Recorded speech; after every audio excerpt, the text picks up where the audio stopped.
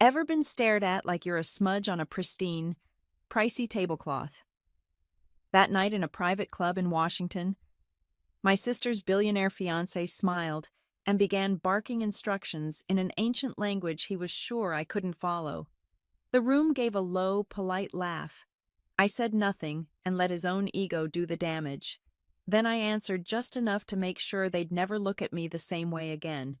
My name is Sloane King, and at 32, I'd perfected the skill of turning myself into furniture. It was a necessary survival trick when you found yourself planted in the middle of the Beaumont Athenaeum, a private club in Washington, D.C., that reeked of old money, mahogany, and the kind of quiet judgment that could unravel you without anyone raising their voice. The ceiling rose 40 feet overhead, painted with frescoes of Greek gods weighing mortals, which felt almost too fitting for the crowd gathered beneath them. I was the mark on the expensive tablecloth. I was the smudge on the crystal wine glass. I stood near a marble pillar, clutching a glass of sparkling water like it was a lifeline, trying to make my breathing shallow enough that I did not take up too much of their air. This was my sister's night. It was the engagement party of the season. A union between the struggling King family and the astronomical wealth of the Ashford dynasty. Grant Ashford stood 20 feet away, the gravitational center of the room. At 37 years old, he possessed the kind of aggressive, manicured handsomeness that looked best on magazine covers and worst when viewed up close. Where you could see the cold calculation in the eyes, he was a tech billionaire, a man who moved mountains with algorithms. And tonight, he was holding court. He had his hand on the small of my sister's back, a gesture that looked possessive rather than affectionate, as if he were steadying a wobbly piece of expensive sculpture. Delaney looked radiant, but I knew the difference between a real smile and the one she was wearing. That smile was a shield. She was terrified. The room was filled with senators, lobbyists, and a specific delegation of international investors from the Mediterranean region that Grant was desperate to impress. They were the keys to his next massive liquidity event. I watched them with the habitual curiosity of my profession, though nobody here knew what my profession actually was anymore. To them, I was just the dull, underachieving sister who lived in a small apartment in Philadelphia and probably needed a loan. Grant caught my eye. A smirk touched the corner of his mouth. It was a predator's grin. He needed a prop for his next trick. He needed to show these distinguished foreign guests that he was a man of culture, a man of history, a man who commanded respect from everyone, even his future in-laws, especially his future in-laws. He raised his glass, gesturing for silence. The room obeyed instantly. The chatter died down to a respectful hush. Grant turned his body toward me, opening his stance so the investors could see the interaction clearly. He treated the space between us like a stage. "Sloane," he called out. His voice was smooth, practiced, projected perfectly to the back of the room. "You look thirsty. Perhaps you could help us with something." I stiffened. I did not move. Grant smiled wider. Turning to the heavy-set man with silver hair standing next to him, mocked her. "Al-Fayed." If I recalled the guest list correctly, Grant wanted to show off. He wanted to demonstrate his worldly education. He spoke, but he did not speak in English. He switched to an archaic, academic dialect of a trade language once used in the high courts of the Mediterranean, a precursor to modern diplomatic tongues. Dead to the common world, but kept alive in the dusty halls of the most elite, pretentious universities. It was the kind of language wealthy men learned just to prove they had time to waste on things that did not make money. Illa, fer mihi vinum, non est dignus ut inter nos stis. Girl, bring me wine. It is not dignified for you to stand among us. The sentence hung in the air, heavy and sharp. A ripple of polite laughter spread through the room. It was the sound of dry leaves skittering across pavement. It was the laughter of people who did not understand the joke but knew they were supposed to find the host charming. They assumed he was merely teasing me, perhaps quoting a poem or an old family motto. They laughed because they were rich, and Grant was richer, and I was nobody. I stood perfectly still. My face remained a mask of polite confusion. I did not blink. I did not flush. I simply looked at him. Grant mistook my silence for ignorance. He thought I was paralyzed by the confusion of a simpleton who hears a foreign sound and does not know how to process it. He thought he was safe. "Come now, Sloane," he said in English, his tone dripping with a faux benevolence that made my stomach turn. He chuckled, looking back at the investors. "My apologies. My future sister-in-law is a wonderful woman, but she is not exactly worldly. Sometimes I forget that not everyone had the privilege of a classical education." He was digging. He was grabbing a shovel and digging a hole in the middle of the ballroom, and he had no idea how deep it was going to get. I shifted my gaze slightly, just an inch, to look at the international delegation. They were not laughing. Doctor. Al-Fayed was frowning. A woman next to him, Dr. Layla Nasser, whom I recognized from her papers on linguistic anthropology, looked distinctly uncomfortable. Her eyes narrowed as she looked from Grant to me. These were people who actually spoke the language, or at least understood its roots. They knew what he had said. They knew he had just called his fiancée's sister a servant and told her she was unworthy of standing in the room. They were not impressed by his intellect. They were repulsed by his manners. But Grant was too high on his own supply of narcissism to notice the temperature drop in that specific corner of the room.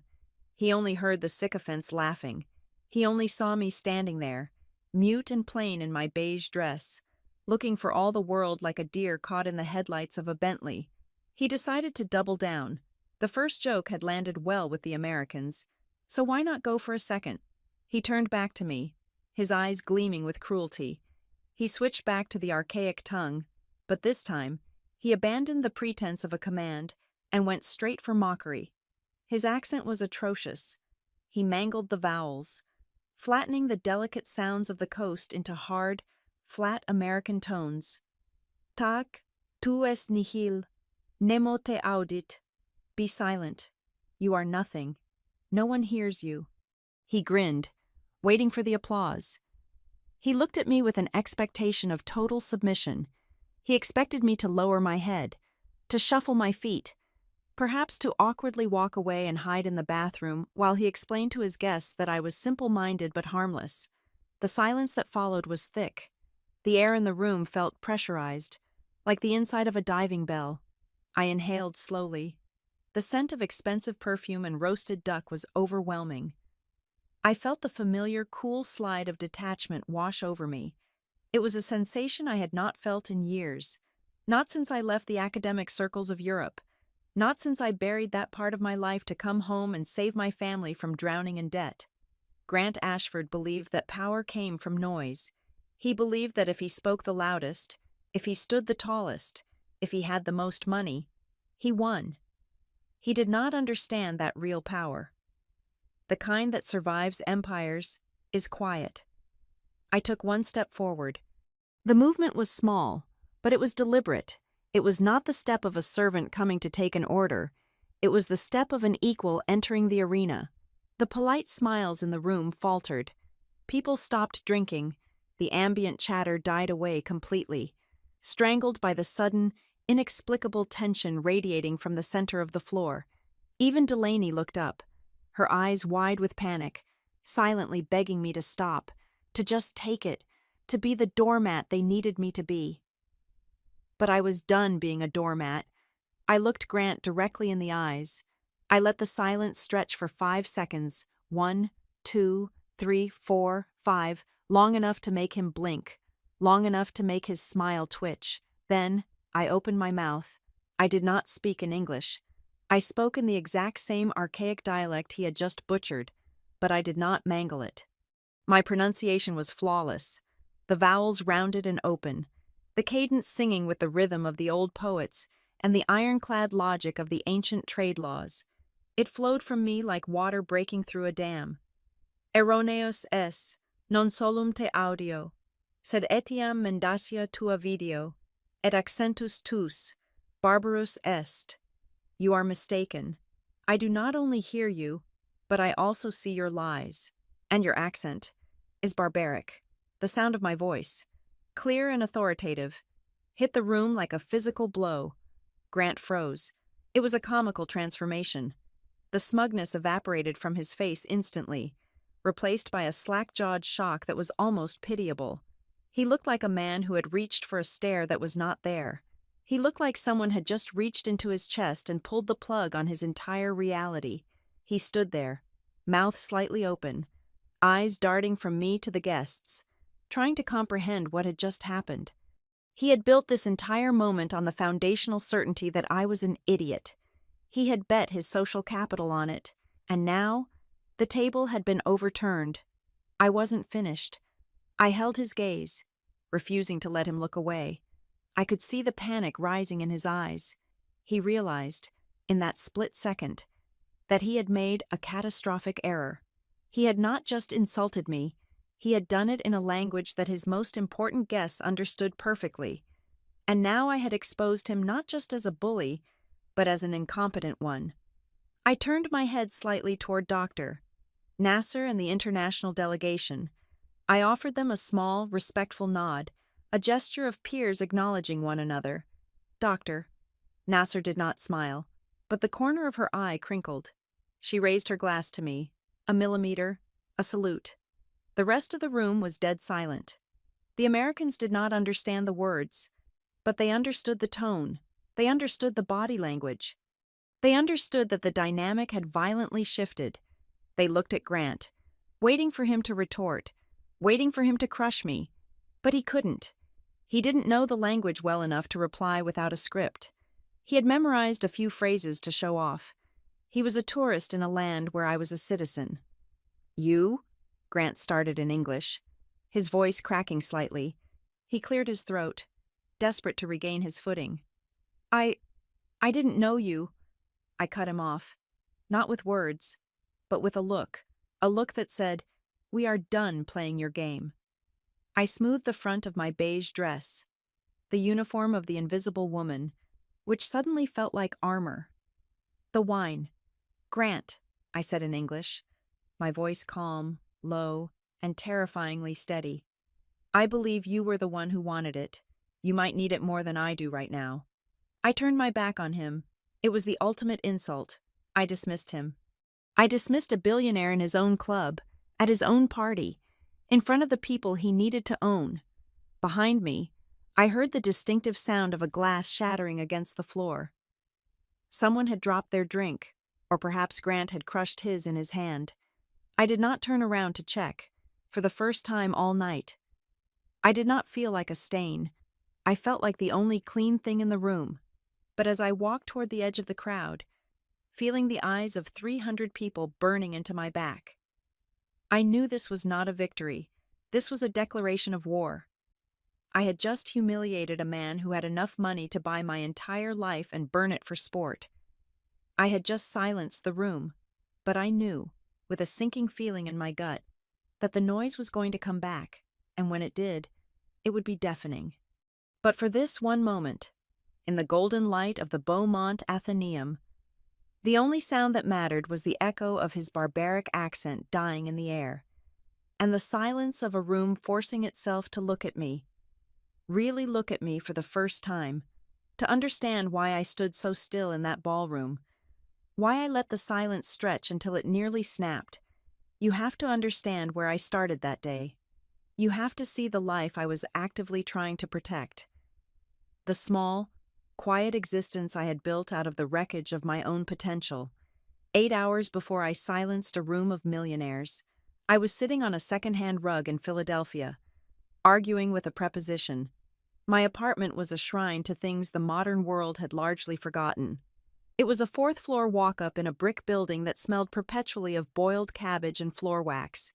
The space was small, barely 600 square feet, but every horizontal surface was covered in paper. Stacks of lexicons, printed manuscripts, and binding proofs formed a labyrinth around my desk. The only light came from a single window that looked out onto a fire escape. Filtering the gray afternoon light onto my laptop screen, I was working on a commission for the Harbor Wren Translation Bureau. It was a fictional name for a very real, very boring clearinghouse that farmed out technical documents to freelancers like me. I was currently translating an instruction manual for a centrifugal pump from German into English. It was dry. Soulless work. It paid the rent. It kept the lights on. It required 0% of my heart and about 10% of my brain. The other 90% of my brain was usually screaming. I saved the document and closed the laptop. The silence of the apartment rushed back in. This was my domain. Here. I was not the disappointing daughter or the poor relation.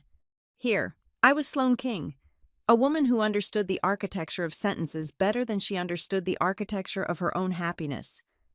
I stood up and walked to the closet door. Hanging on the outside knob, still wrapped in dry-cleaning plastic, was the dress. My mother, Janice, had selected it 3 weeks ago. She had called it sensible. I called it the uniform of the invisible. It was a beige cocktail dress, the color of oatmeal that had been left out on the counter too long.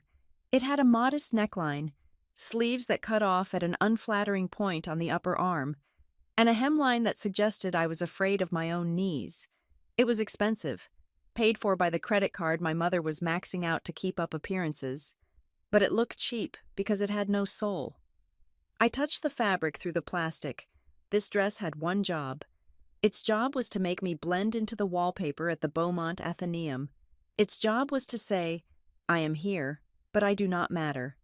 I am the background character. I am the footnote.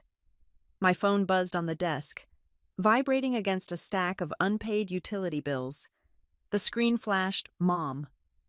I took a breath, holding it for 4 seconds before exhaling. I needed to prepare my voice. I needed to sound grateful. I needed to sound like the dutiful daughter who was not currently staring at her reflection in the window and wondering who the tired woman looking back was. Hi, Mom, I answered. Sloane, tell me you are already on the train. Janice's voice was high and tight, vibrating with the specific frequency of anxiety she reserved for social events involving the Ashfords. The traffic into the district is going to be a nightmare. If you are late, Edwin will notice. He notices everything. I am leaving in 40 minutes. Mom, I said, leaning against my desk. The train takes 2 hours. I will be there with plenty of time to spare. Did you steam the dress? She asked. It wrinkles if you look at it wrong. And please, Sloane, wear the pearls I gave you, not that leather thing you wear on your wrist. The leather thing is a watch strap. Mom. It looks aggressive, she snapped. Then her voice softened, a sudden shift that was almost more painful than the criticism. Please, honey, just for tonight, you know how important this is for Delaney. Grant has invited the entire board. He is finally introducing her as the future Mrs. Ashford to the international partners. We cannot have any friction. I know, I said. I will be perfect. I will be quiet. And don't talk about work, she added quickly. If someone asks what you do, just say you are in publishing. It sounds better than freelance translation. It sounds more stable. We don't want them thinking you are struggling. It reflects poorly on Grant's generosity. I closed my eyes. Grant's generosity. The phrase tasted like ash in my mouth. I won't embarrass you, Mom. I promised. I know you won't, she said, her voice dropping to a whisper. We just have to get through the wedding.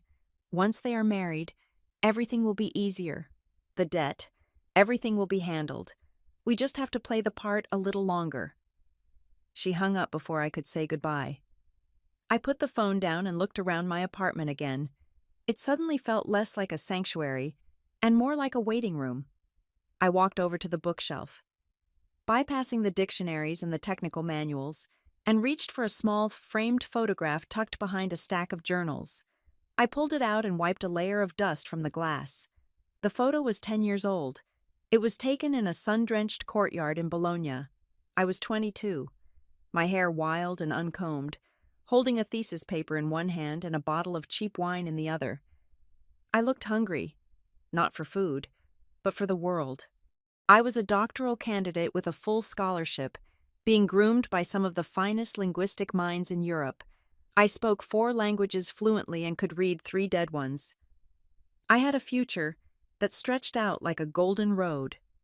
Then came the phone call, Dad's heart attack, the discovery of the gambling debts, the second mortgage nobody knew about, the looming foreclosure. I had come home for the funeral and never left. I took the freelance work because it paid fast cash to cover the immediate fires. I stayed because Janice fell apart, and Delaney was too young to understand the magnitude of the hole we were in. I traded the golden road for a beige dress. I traded my voice for a paycheck. And Delaney. My sister used to be the firecracker. She was the one who would sneak out of the house to go to concerts. The one who laughed so hard she snorted milk out of her nose. We used to eat cold pizza on the floor of this very apartment and make fun of the people who took life too seriously. But since Grant Ashford entered the picture 2 years ago, Delaney had been edited. That was the only word for it. It was as if someone had taken a red pen to her personality and crossed out anything that was too loud, too messy, or too real. She stood straighter now. She laughed quieter. She had stopped eating pizza and started eating foam and microgreens. She was becoming a perfect Ashford wife, a polished stone with no rough edges to catch the light. I missed her. I missed her even when she was standing right in front of me. I sighed and placed the photo face down on the shelf. Dwelling on the past was a luxury I could not afford. I had a train to catch. I went to the bathroom to change. I pulled the beige dress on. It fit perfectly, which somehow made it worse. I looked in the mirror. I looked harmless. I looked like a woman who had never had a dangerous thought in her life. I walked back out to the main room to grab my purse. My phone buzzed again. I assumed it was Mom, calling to remind me to wear lipstick or to check my shoes. I picked it up, ready to give another reassurance, but the number on the screen was blocked. I frowned. I opened the message. Be careful tonight. Grant isn't what he seems. There was no signature, no context, just 7 words glowing on the cracked screen of my phone. I stared at it. My thumb hovered over the delete button. It was probably a wrong number, or maybe a prank. Grant was a billionaire. Famous people attracted crazy energy. But I didn't delete it. I stopped. I engaged the part of my brain that Harbor Wren Translation Bureau didn't pay for. I engaged the linguist. I read the text again, not for the meaning, but for the structure. It wasn't a casual text. There were no abbreviations, no you for you. It was grammatically precise. The punctuation was correct. A period after tonight, a period after seems. The tone was not hysterical. It was not threatening. It was informative, imperative. Be careful. It was a command, but a quiet one. Grant isn't what he seems. Most people would say, Grant is a jerk, or Grant is cheating. But what he seems implies a facade. It implies a construct. It suggests that the public persona is a deliberate fabrication distinct from the private reality. This wasn't a text from a jealous ex-girlfriend. This was a text from someone educated, someone who knew him intimately enough to see the construct, and who was frightened enough to use a burner number. A chill went down my spine. Unrelated to the drafty window, my intuition, dormant for so long under layers of debt and duty, woke up. It pricked at the back of my neck. Tonight is not just a party, it whispered. I looked at my small, sensible clutch bag. It barely had room for my phone and a tube of lipstick. I turned back to my desk. I opened the top drawer and took out a small, leather-bound notebook and a fountain pen. It was a habit from my field research days. You never know when you will hear a dialect you need to capture, or a phrase that unlocks a culture. The notebook was my shield. It was the physical proof that I was an observer, a recorder of truths, not just a participant. I jammed the notebook into the clutch. It bulged slightly, ruining the line of the bag. I didn't care. I grabbed my coat and headed for the door. The train ride to Washington, D.C. was a 2-hour slide from my reality into theirs. I watched the landscape change from the gritty industrial backyards of Philadelphia to the manicured suburbs of Maryland, and finally to the imposing white stone of the Capitol. The car was filled with commuters in suits, people discussing policy and margins. I sat with my hands folded in my lap, rehearsing my lines. Hello, Edwin, lovely to see you. Hello, Celeste. Yes, the train was fine. So happy for Delaney. They make a beautiful couple. I work in publishing. Educational texts. Very rewarding. Just water for me. Thank you. Be invisible. Be invisible. Be invisible. I repeated the mantra like a prayer. I just needed to survive 4 hours. 4 hours of smiling until my face hurt. 4 hours of watching Grant put his hand on my sister's neck like he owned the deed to her spine. Then I could get back on the train, come home, and disappear back into my books. But as the train pulled into Union Station, shuddering to a halt under the high arches, the text message burned in my mind. Grant isn't what he seems. I stepped onto the platform. The air in D.C. felt different. It was heavier. It smelled of power and ozone. My heart was beating a strange, irregular rhythm against my ribs. It wasn't fear, exactly. It was anticipation. It was the feeling you get when the barometer drops suddenly before a storm. I walked toward the exit, my heels clicking on the marble floor. I told myself I was just going to a party. I told myself I was just the sister, the extra, the background noise. But as I walked out into the cool evening air, hailing a cab to take me to the Beaumont Athenaeum, I couldn't shake the feeling that I was walking into a trap. Or maybe, just maybe, I was walking into the moment where I would finally stop running. I clutched my bag tighter, feeling the hard spine of the notebook against my palm. I was bringing a pen to a knife fight. I had no idea that before the night was over, that pen would be the sharpest weapon in the room. The taxi dropped me off a block away from the entrance of the Beaumont Athenaeum. Even the cab driver seemed to sense the invisible barrier radiating from the building, slowing down as if he were approaching a restricted military zone rather than a social club. The structure was a fortress of limestone and arrogance, bathed in uplighting that made the columns look like the legs of giants. I walked the remaining 100 yards, clutching my clutch bag tight enough to whiten my knuckles. The evening air in D.C. was humid, but as I neared the entrance, the temperature seemed to drop 10 degrees.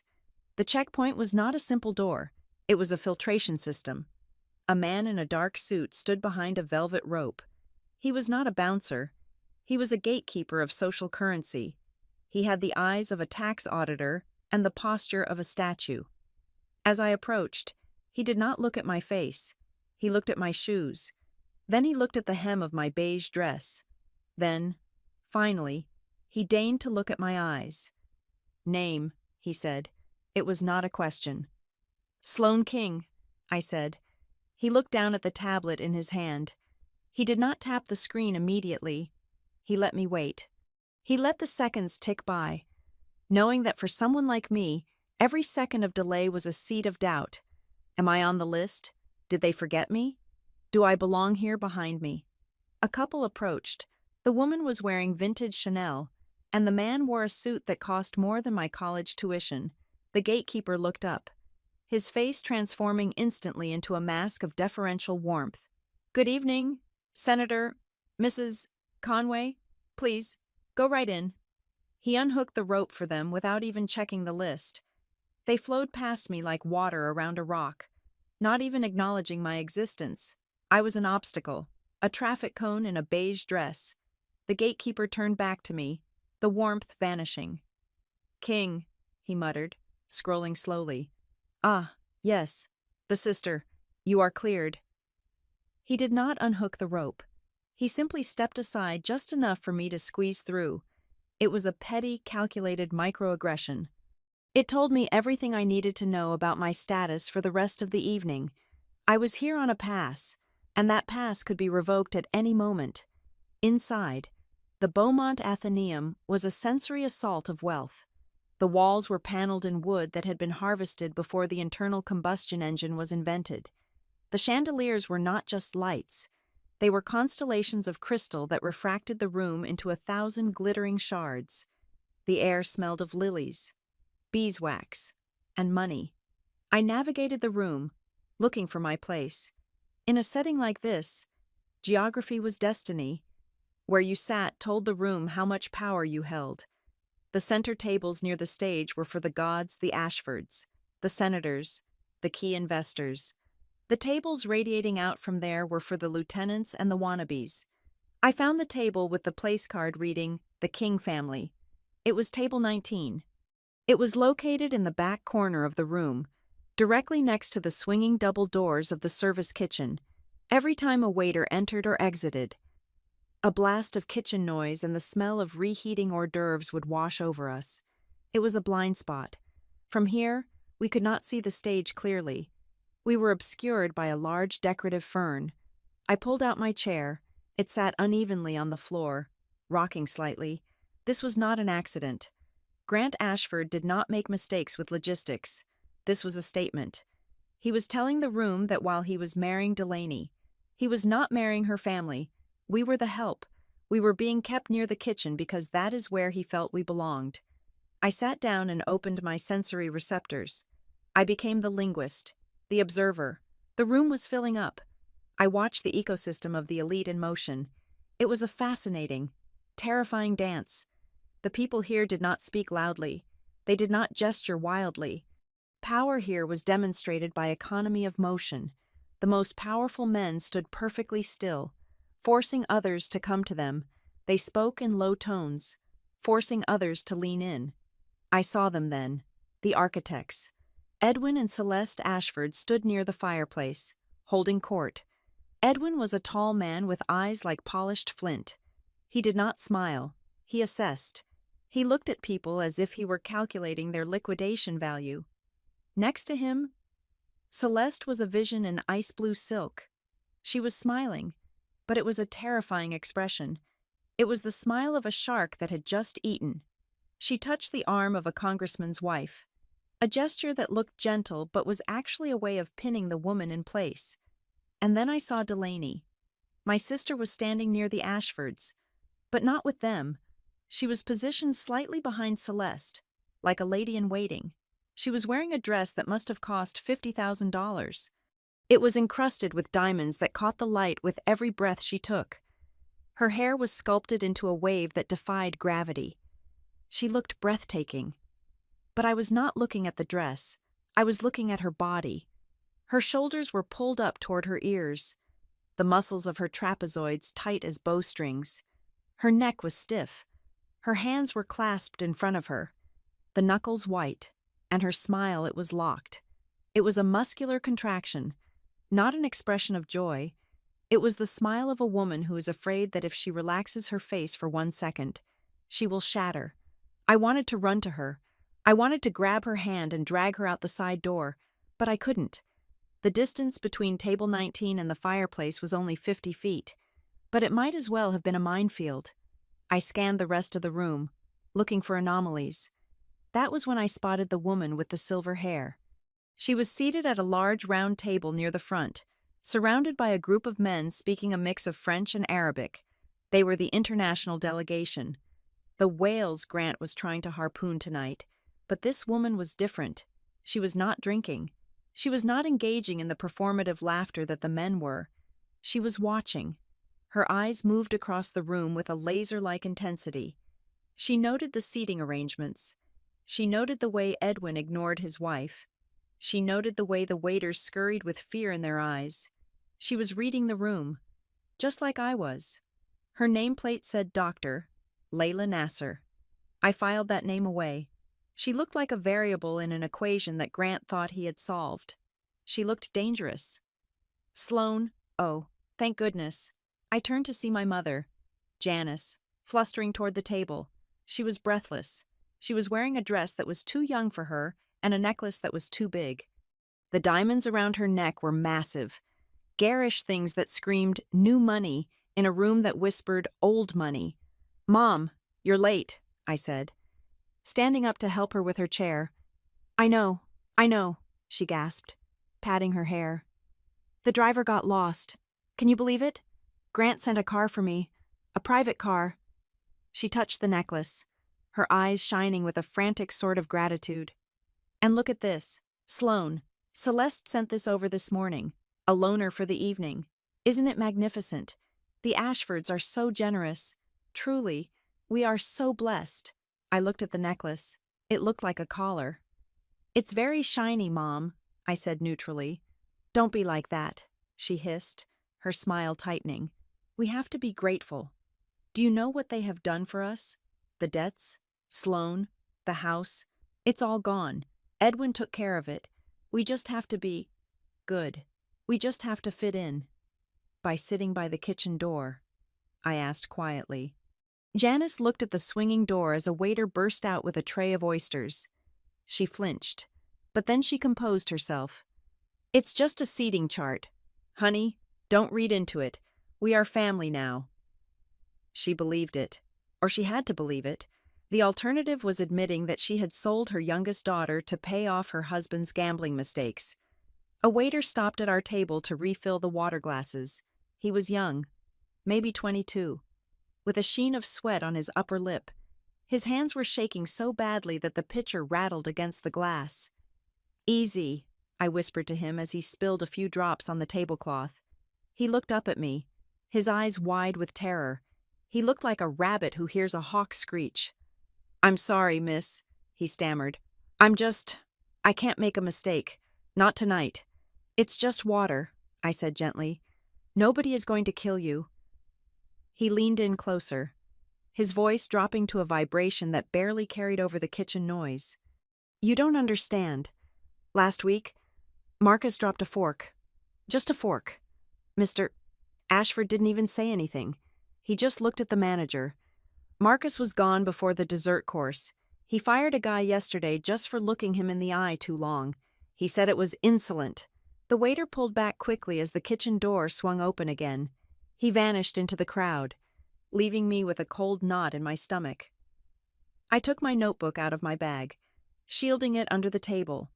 I wrote down staff ruled by fear, arbitrary punishments, eye contact forbidden. I was building a profile. This wasn't just a bad boss. This was a tyrant who got high on absolute control. He needed everyone around him to be small so he could feel big. Suddenly, the energy in the room shifted. It was a physical sensation, like the air pressure dropping before a tornado touches down.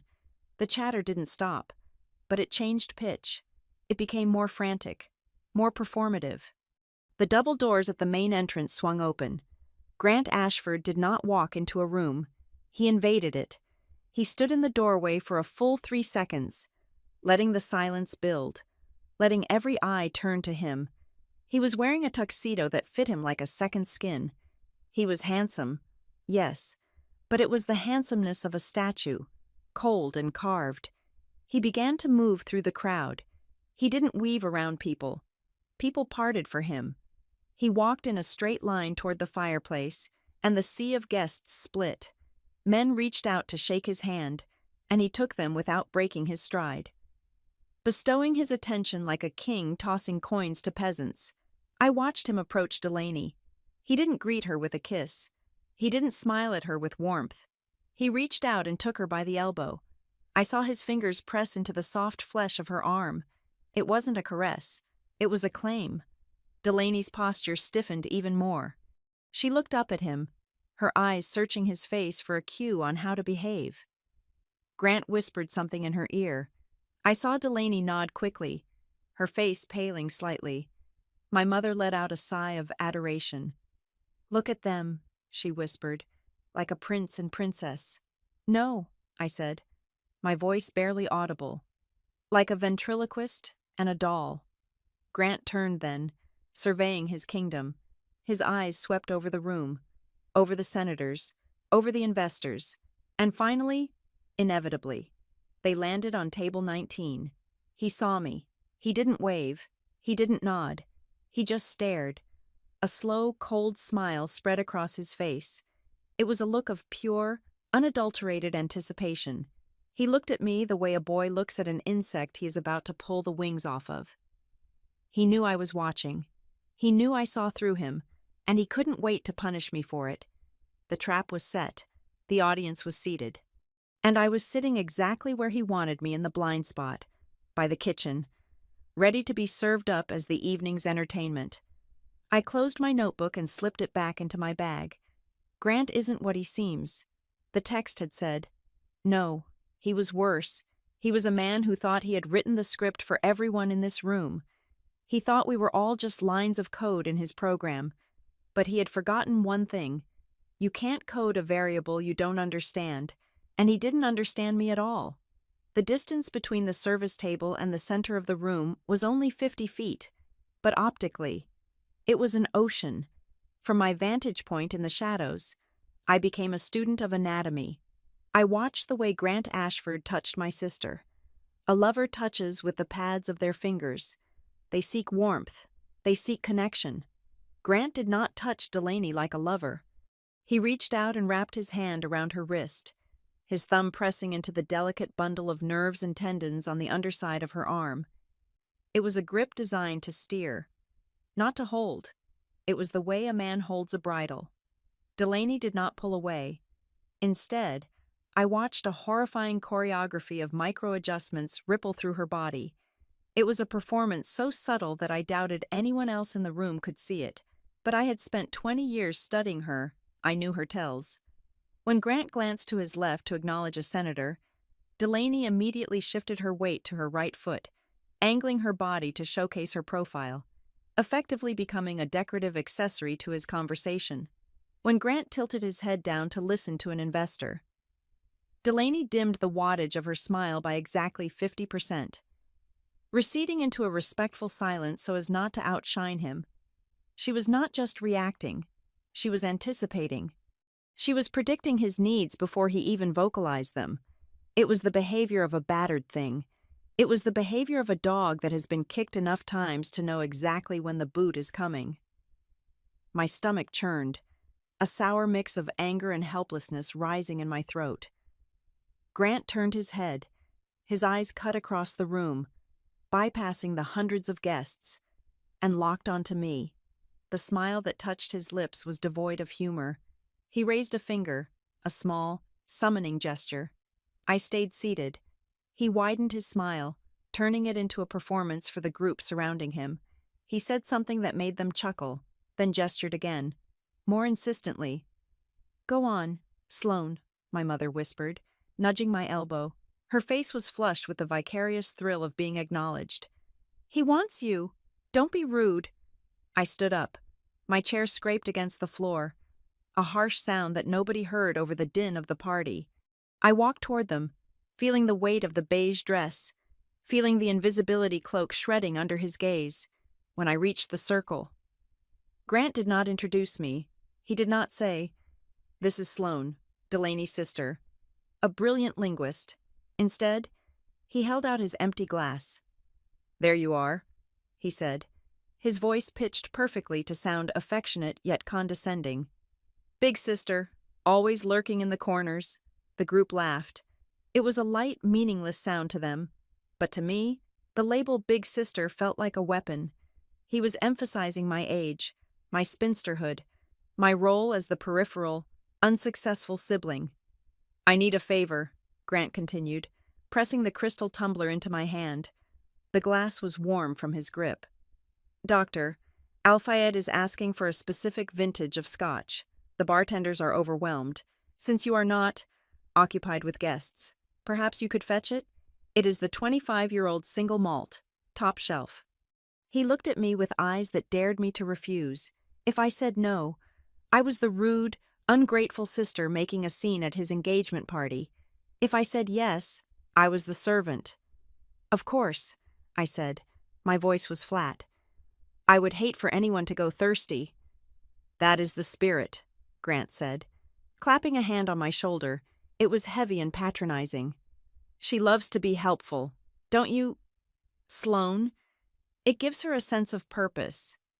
My mother, who had followed me halfway across the room like a moth trailing a light, beamed. "She really does," Janice chimed in, her voice breathless. "Sloane is so supportive. She will get it right away. Grant." I looked at my mother. She was not trying to hurt me. She was just so desperate to please him that she would happily lay me down across a puddle so he wouldn't muddy his shoes. She was an accomplice to my humiliation, and she didn't even know it. I turned and walked toward the bar, the empty glass burning my palm.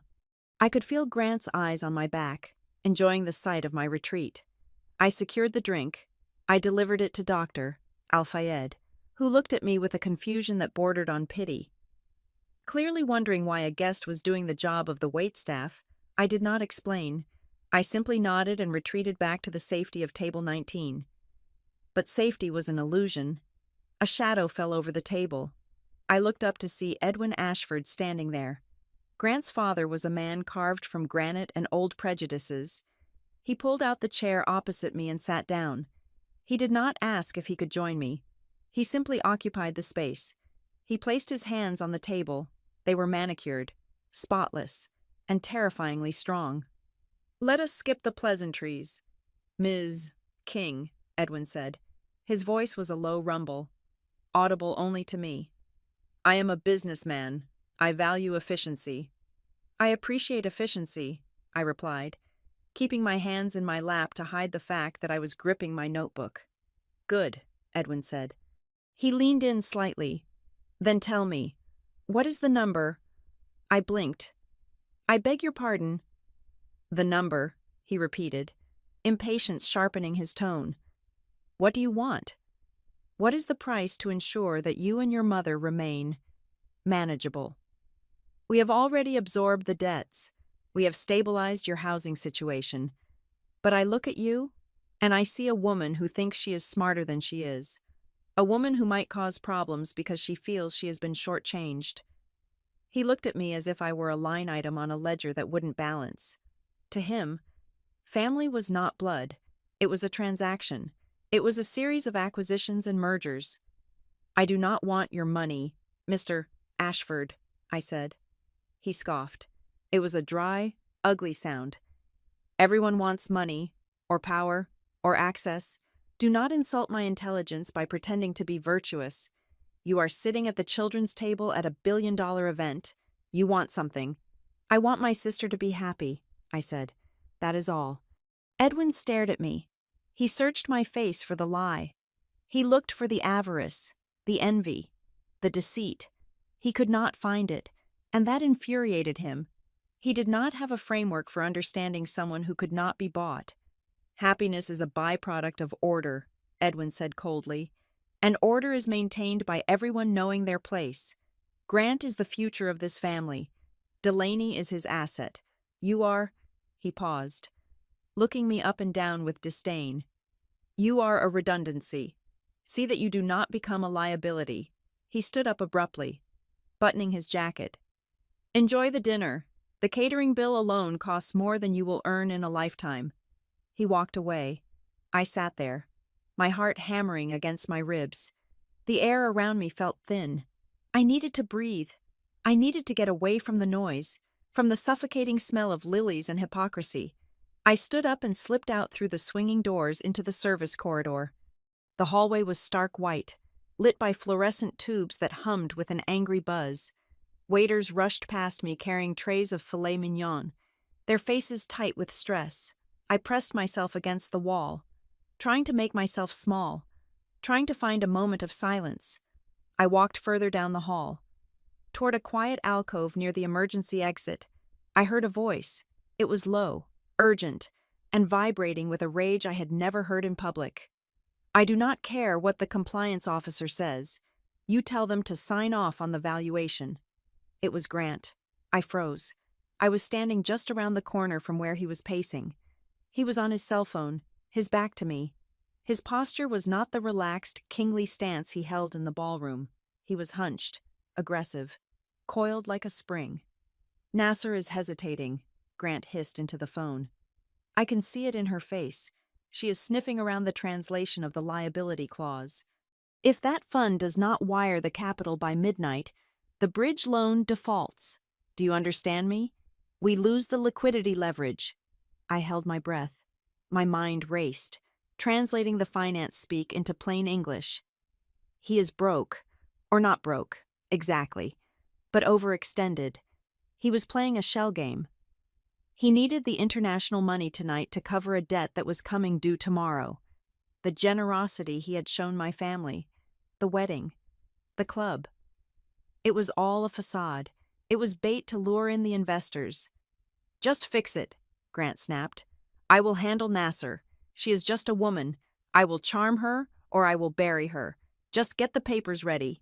He ended the call and shoved the phone into his pocket. He turned around. He saw me. For a second, The mask dropped completely. I saw the fear in his eyes. I saw the desperation of a man standing on a trap door. But then, the mask slammed back into place. The charm returned, but it was brittle now, dangerous. He walked toward me. The corridor was narrow. There was nowhere to go. "Sloane," he said. His voice was soft, silky. "You have a habit of appearing in hidden places. Don't you? It is almost like you are spying."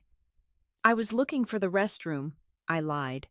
My voice was steady, but my knees were shaking. Grant stepped closer. He invaded my personal space, looming over me. He smelled of expensive scotch and aggression. "You know," he said, leaning down so his face was inches from mine, "I have always found that people who look for dirt usually end up getting buried in it. You should be careful. Sloane, it is a dangerous world for a woman alone." It was a threat, plain and simple. "Grant," we both turned. Delaney was standing at the end of the corridor. She looked pale, her eyes darting between us. They are waiting for the toast," Delaney stammered. "Grant, please, Father is asking for you." Grant straightened up. He adjusted his cufflinks, smoothing away the tension as if it never existed. "Coming, darling," he said. He looked back at me one last time. His eyes were dead. "Don't get lost. Sloane." He walked past me, brushing my shoulder with his. Delaney waited until he was gone. Then she rushed to me, grabbing my hands. Her palms were clammy. "What did he say to you?" she whispered. "Sloane, tell me." "He was just talking," I said, trying to pull away. "No," Delaney said. She squeezed my hands harder. Her eyes were wide, frantic. "Please, Sloane, I am begging you, do not stand out. Do not make him angry. He is very difficult right now. The pressure. He is under so much pressure." "Delaney," I said softly, "this isn't an engagement. This is a hostage situation." She flinched as if I had slapped her. Tears welled up in her eyes, threatening to spill over and ruin her perfect makeup. "I don't have a choice," she whispered. "You don't know everything. Just, please, be invisible. For me." She turned and ran back toward the ballroom, wiping her eyes before she hit the light.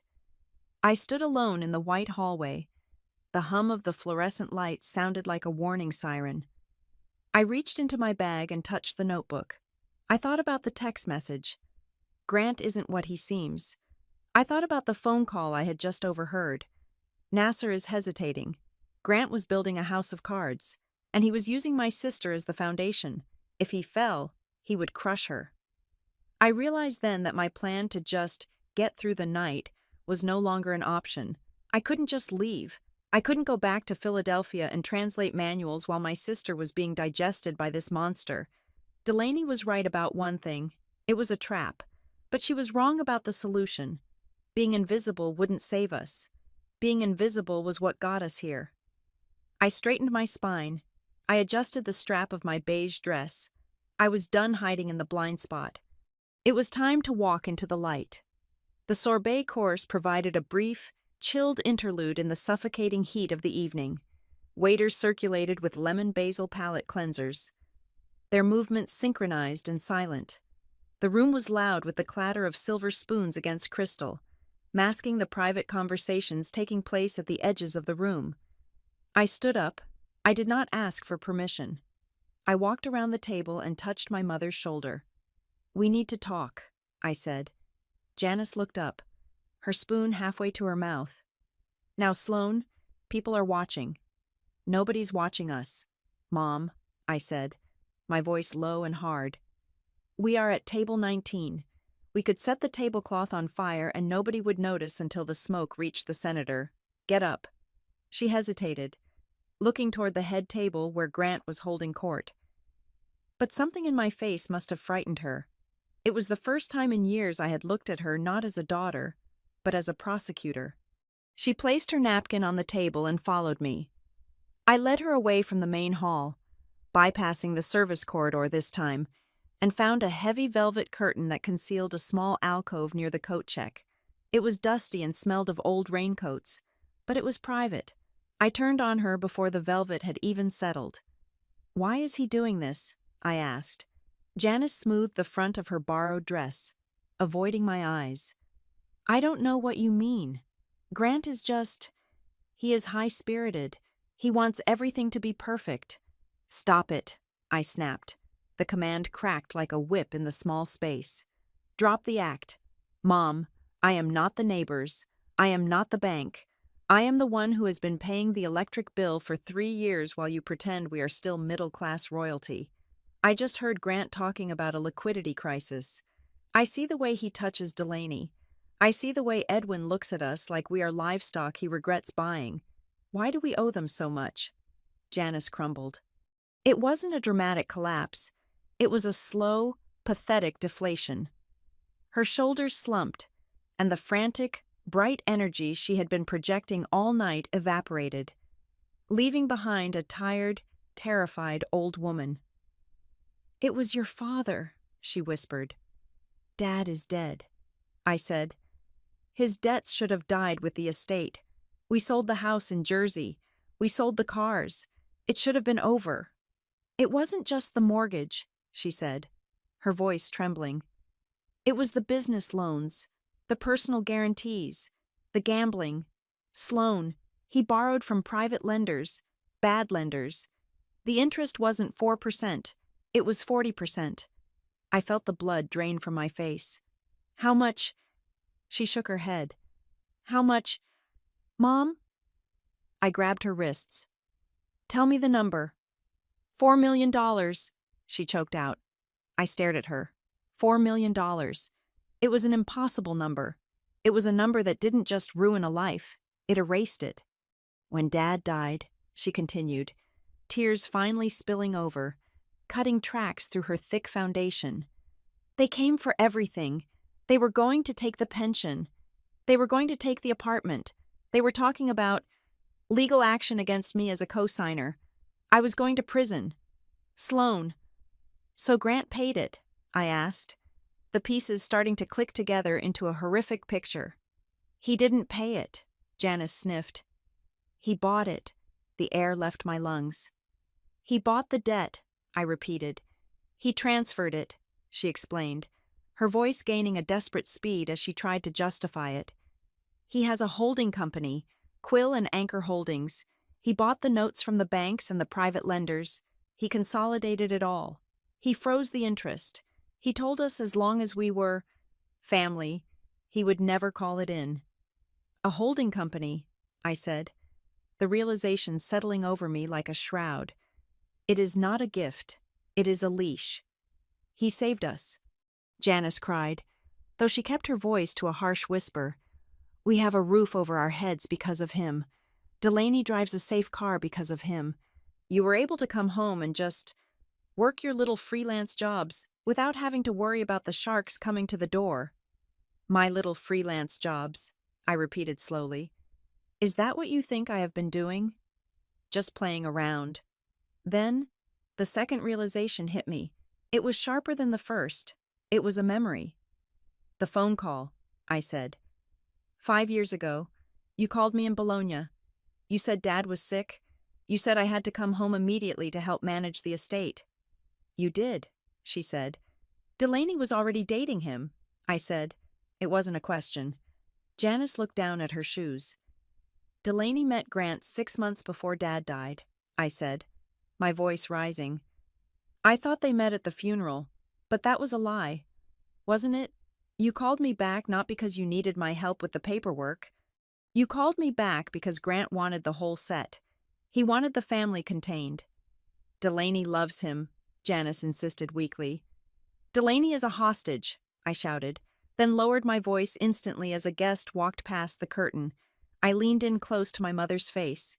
"She is working off a $4 million debt with her body and her life. That is not a marriage. That is indentured servitude." "I had no choice," Janice sobbed. "What was I supposed to do? Sloan, let them put me in jail. Let them put us on the street. I did what a mother has to do to survive." I looked at her. I looked at the woman who had raised me. The woman I had spent the last 5 years trying to protect, trying to impress with my quiet competence. And I saw the truth. She wasn't a victim. She was a collaborator. You had a choice, I said. My voice was cold, stripped of all daughterly affection. You could have declared bankruptcy. You could have let us face the reality. We would have been poor. We would have struggled. But we would have been free. And Delaney would have been free. We would have been nothing, she spat back, a flash of her old vanity surfacing. We are nothing now, I said. We are pets. And you traded your daughter's life for a condo and a dress you have to return tomorrow. You didn't choose survival. Mom, you chose the easy way out for yourself. Janice stepped back as if I had struck her. You are cruel. You have always been cold. Sloane, that is why you are alone. That is why you don't understand sacrifice. I understand sacrifice, I said. I sacrificed my career. I sacrificed my life in Europe. I came here and made myself invisible because I thought it helped. But my invisibility didn't help you. It just made it easier for Grant to ignore me while he consumed everyone else. I realized then that my silence had been part of the transaction. A quiet, dull sister was part of the package deal. If I had been loud, if I had been successful, if I had been a threat, Grant might have hesitated, but I had made myself small, and in doing so, I had greased the wheels of this machine. Janice wiped her face, composing herself with terrifying speed. I am going back to the table. Dessert is being served. Fix your face. Sloane, do not ruin this. She slipped out from behind the curtain. I stood there for a moment, shaking. The rage was no longer a hot, fiery thing. It had crystallized into something hard and sharp, like a diamond. I stepped out of the alcove. I needed water. My throat felt like it was full of sand. As I walked toward the bar, a waiter collided with me. It was the young man from earlier, the terrified one. Whoa, easy, I said, steadying him by the elbows. He was trembling so hard his teeth were almost chattering. I'm sorry, he stammered, his eyes darting around the room. It is okay, I said. Just breathe. He looked at me, and I saw a desperate need to unburden himself. He was carrying too much fear for one person. He is screaming at the manager in the kitchen, the waiter whispered. Mr. Ashford, he threw a plate. Why? I asked. The signature, the waiter said. He keeps saying he needs the signature on the addendum before the cake is cut. He says someone is stalling. He says if he doesn't get the papers signed tonight, the deal dies. Who is stalling? I asked.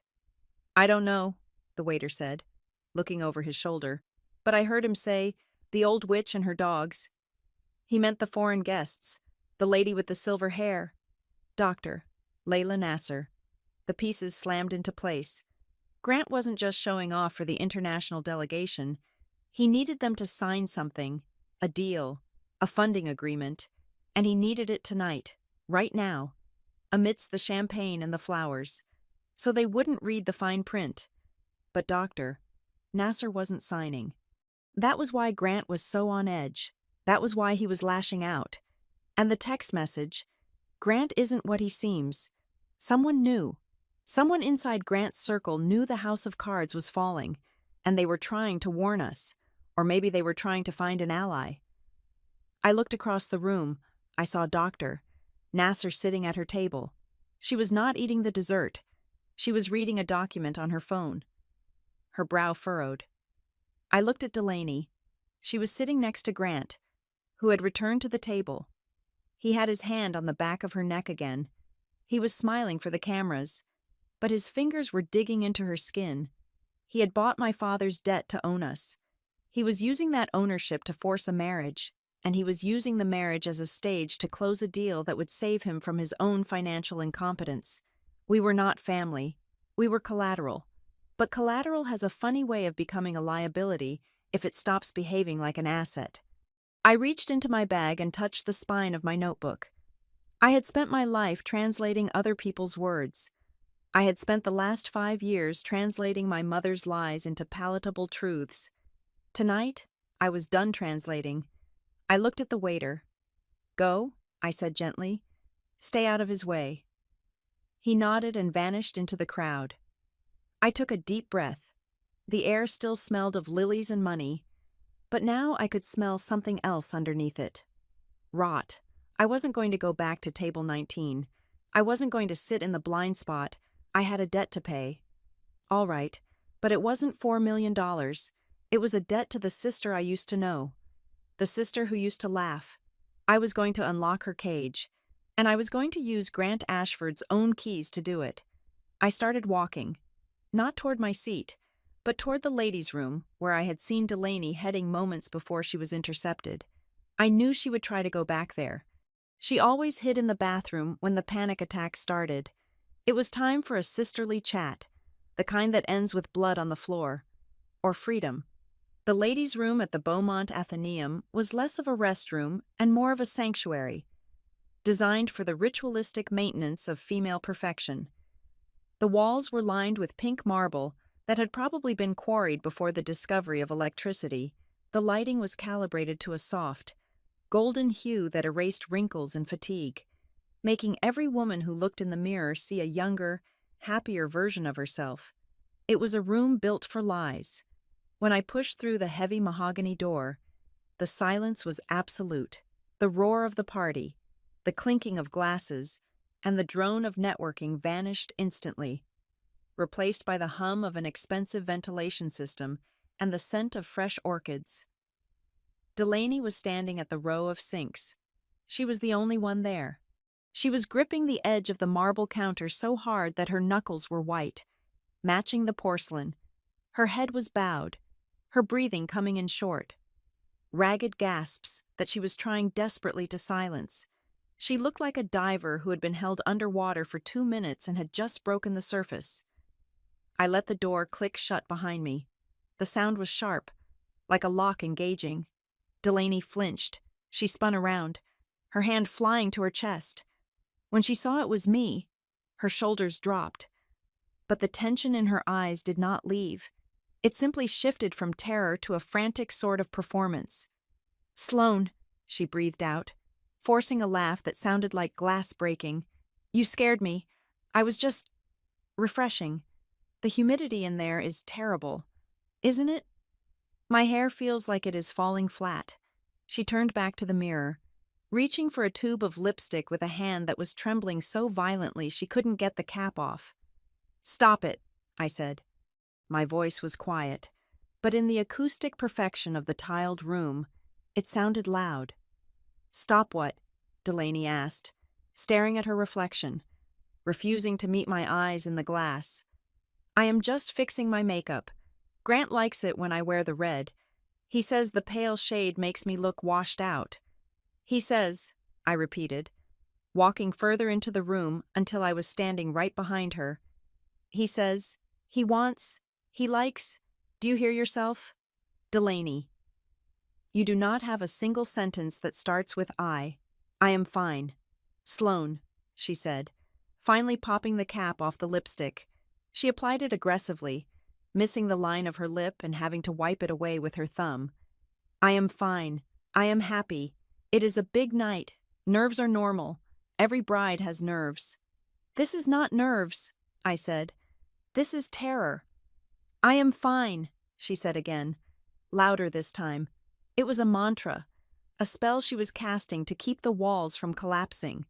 I reached out and grabbed her hand, the one holding the lipstick. I didn't squeeze. I just held it still. "Mom told me about the debt," I said. Delaney froze.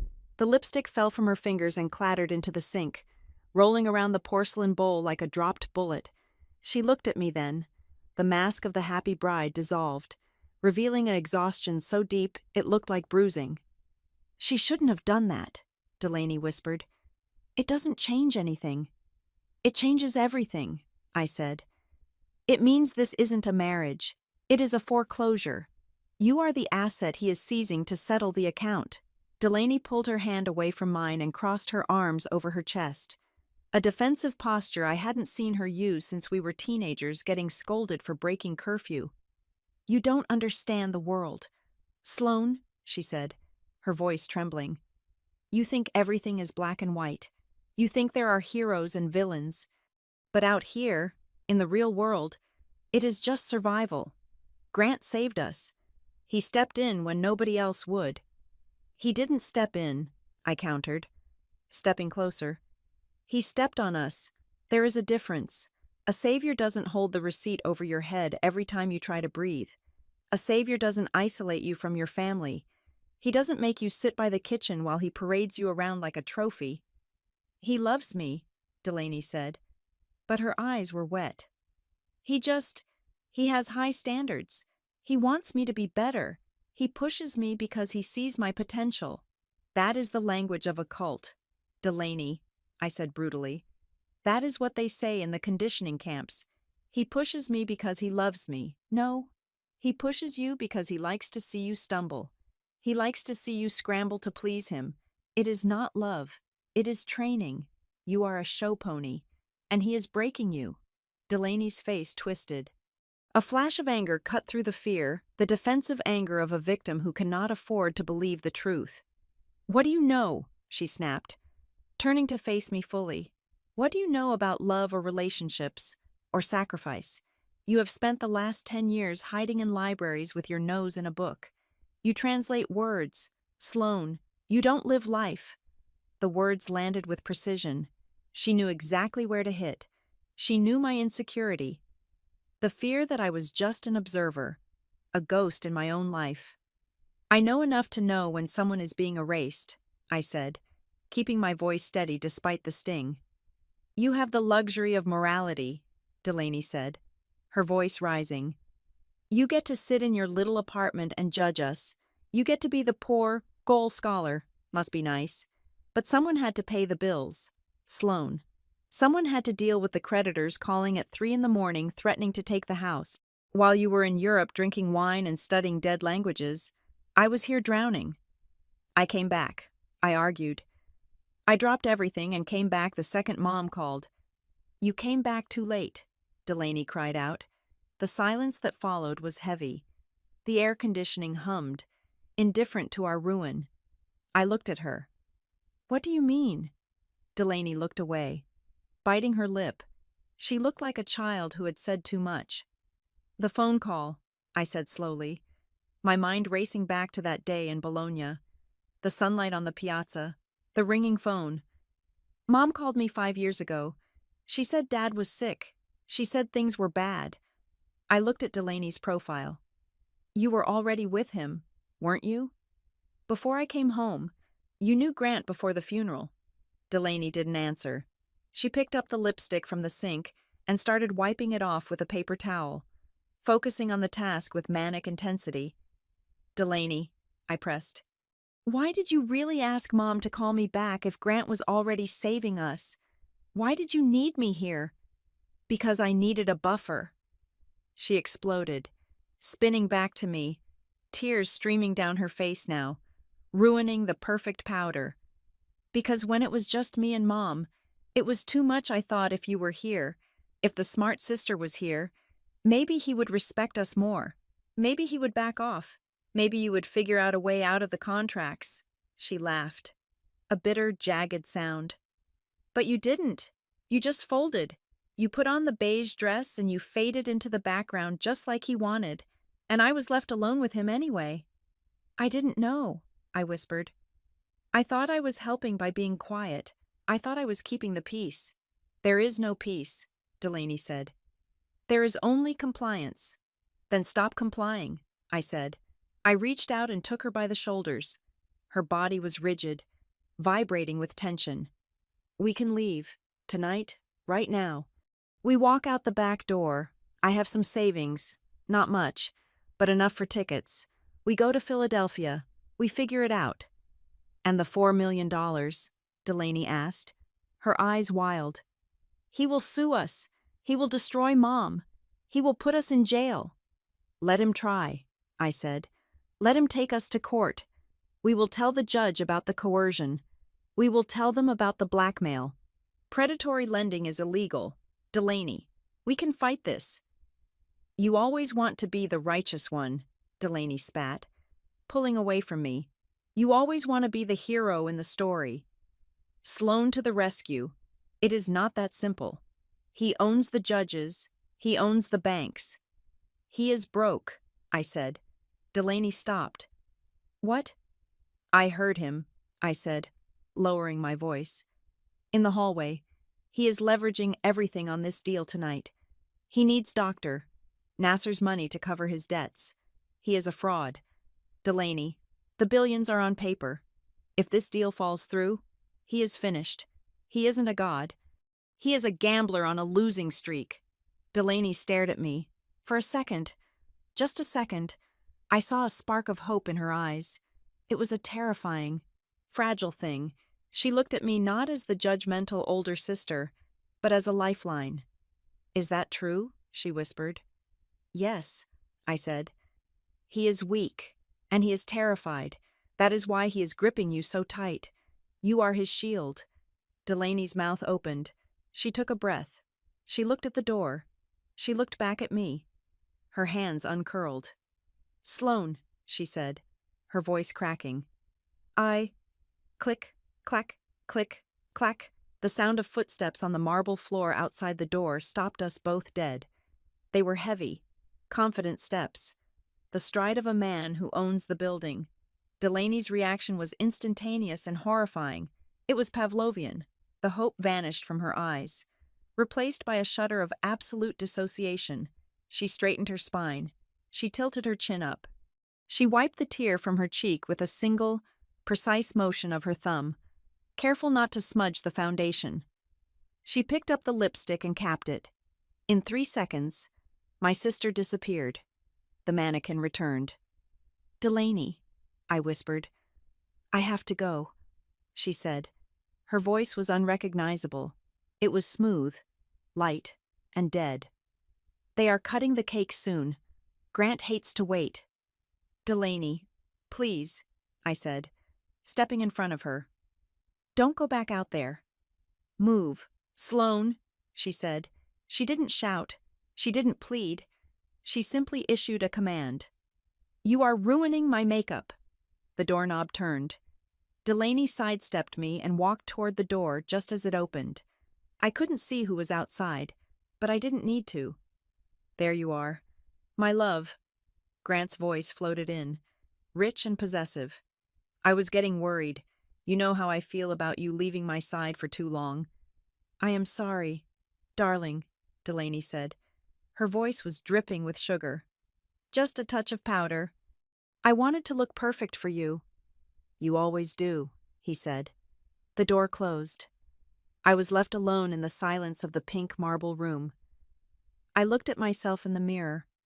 I saw a woman in a beige dress, a woman who had spent 5 years being safe, a woman who had let her sister drown because she was afraid of the water. Delaney was right. I had been hiding in my books. I had been translating dead languages while living people were screaming for help right in front of me. You always want to be the righteous one, she had said. Maybe she was right about that, too. Maybe I did want to be the hero. But right now, looking at the hollowed-out eyes of my reflection, I didn't feel like a hero. I felt like an accomplice. I thought about the fear in Delaney's eyes before the footsteps. I thought about the way she had looked at me when I told her Grant was broke. She wanted to run. She wanted to escape. But the cage was not just made of debt and threats. It was made of habit. It was made of terror so deep it had rewritten her neural pathways. She couldn't open the door herself. She was too paralyzed. I had told her she had to want to escape, but that wasn't enough. A prisoner can want to escape all day long. But if the guard has a gun, wanting doesn't matter. Someone had to take the gun away. I looked at my watch. It was 9:30. The deal was supposed to close by 10. Grant was desperate. Doctor, Nasser was suspicious, and I was the only one who spoke the language of the battlefield. I washed my hands. The cold water shocked my system. I dried them on a thick linen towel. I was done with the beige dress. I was still wearing it, but I was done inhabiting the spirit of it. I wasn't going to save Delaney by whispering in a bathroom. I wasn't going to save her by running away to Philadelphia. I was going to save her by burning Grant Ashford's reputation to the ground, in front of the only people whose opinion he actually cared about. I took the notebook out of my bag. I ripped out the page where I had written my observations. I crumpled it up and threw it in the trash. I didn't need notes anymore. I knew the script. I opened the mahogany door and stepped back out into the roar of the party. The noise hit me like a physical wave. But this time, I didn't flinch. I walked straight into the current. I walked back to table 19. The distance felt different this time. Before, it had been a walk of shame, a retreat into the shadows. Now, it felt like a tactical repositioning. I sat down next to my mother. Janice was picking at a slice of flourless chocolate cake with the desperate concentration of a woman trying to ignore the fact that her world was held together by Scotch tape and denial. "You look pale," Janice whispered without looking at me. "Put some blush on. You look like a ghost." "Ghosts are useful, Mom," I said, placing my napkin in my lap. "Nobody pays attention to them until they start haunting the house." I poured myself a glass of water. My hands were steady. The conversation with Delaney in the bathroom had stripped away the last layer of my hesitation. I was no longer afraid of ruining the party. I was only afraid of what would happen if the party continued as planned. I looked toward the head table. Grant was laughing, his head thrown back, his hand resting possessively on Delaney's shoulder. He looked like a man who had already won. He was checking his watch every few minutes, his eyes darting toward the table where the international guests sat. Then, something impossible happened. Layla Nasser stood up. She did not head toward the restrooms. She did not head toward the bar. She picked up her wine glass, smoothed the front of her silver silk jacket, and walked directly across the room. She navigated the sea of tuxedos and designer gowns with the precision of an icebreaker moving through a frozen sea. She was coming toward the kitchen, toward the blind spot, toward me. My mother gasped. "Oh God, did we do something? Why is she coming here? Is my dress wrong?" "Be quiet, Mom," I said softly. "Doctor." Nasser stopped at our table. Up close, she was even more formidable. She had lines around her eyes that spoke of decades of reading fine print and staring down men who thought they could intimidate her. She smelled of sandalwood and old paper. She pulled out the empty chair next to me, the one reserved for my late father, and sat down. The entire back corner of the room seemed to hold its breath. A waiter froze mid-step, balancing a tray of dirty plates. It was unheard of. The whales did not swim with the minnows. "Ms. King." "Doctor," Nasser said. Her voice was low, melodic, and accented with the clipped precision of the Levant. "Doctor, Nasser," I replied, meeting her gaze. "I apologize for the intrusion," she said, ignoring my mother, who was staring at her with her mouth slightly open. "But I found the conversation at my table to be lacking in substance, and I have a question that has been bothering me for the last hour." "How can I help you?" I asked. "Doctor." Nasser took a sip of her wine. 7 years ago, there was a paper published in the Journal of Comparative Commercial Linguistics. It was titled, "The Architecture of Deceit, Semantic Loopholes in Trans-Mediterranean Contracts." The author was listed as King, a doctoral candidate at the University of Bologna. My heart hammered against my ribs. I had not thought about that paper in half a decade. It was a piece of academic obsession, a deep dive into how syntax could be weaponized in bilingual legal documents. "I read it, Doctor," Nasser continued. "I use it as required reading for my junior analysts. The analysis of the passive voice liability shift was brilliant. I assumed the author went on to work for The Hague or the World Bank." She looked at me. She looked at my beige dress. She looked at the service door swinging open behind me. "Imagine my surprise," she said, "when I saw the author fetching a scotch for a man who cannot even pronounce the name of the vintage." I felt a flush rise up my neck. But it wasn't shame. It was the sudden, shocking feeling of being seen. "Life took a detour," I said. "Life is full of detours." "Doctor," Nasser said, "but talent usually finds a way to leave a fingerprint. I recognized your face from the bio page in the journal, and when you spoke that one sentence to Grant earlier, well, that confirmed it. You are not just the sister, you are the expert." She leaned in closer. The social mask dropped. Her eyes became hard and urgent. I need to know something, Ms. King, and I need you to tell me the truth, not the polite answer. Ask, I said. Grant is pushing for us to sign the financing agreement tonight, she said. He says the urgency is due to regulatory changes that go into effect at midnight. The English contract is standard. It looks clean. But there is an addendum. It is written in the old trade dialect, the one he tried to speak earlier. He claims it is just a ceremonial nod to the region's history, a gesture of respect. Grant does not do gestures of respect, I said. Precisely. Doctor, Nasser said. I read the addendum. My grasp of the archaic dialect is good, but it is not academic. There is a phrase in the liability clause. Honoris translatio. The shifting of the burden, I translated instantly. In modern usage, it means the risks are shared, she said. But in the dialect of the High Court period,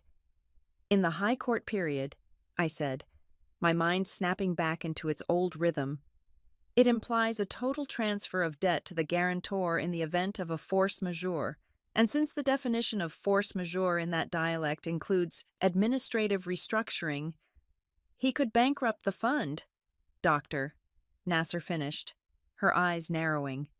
He could default on the loan, restructure his company, and leave us holding the entire debt bag while he walks away clean. He is trying to trick you, I said. He is banking on the fact that you know the language well enough to be polite, but not well enough to litigate.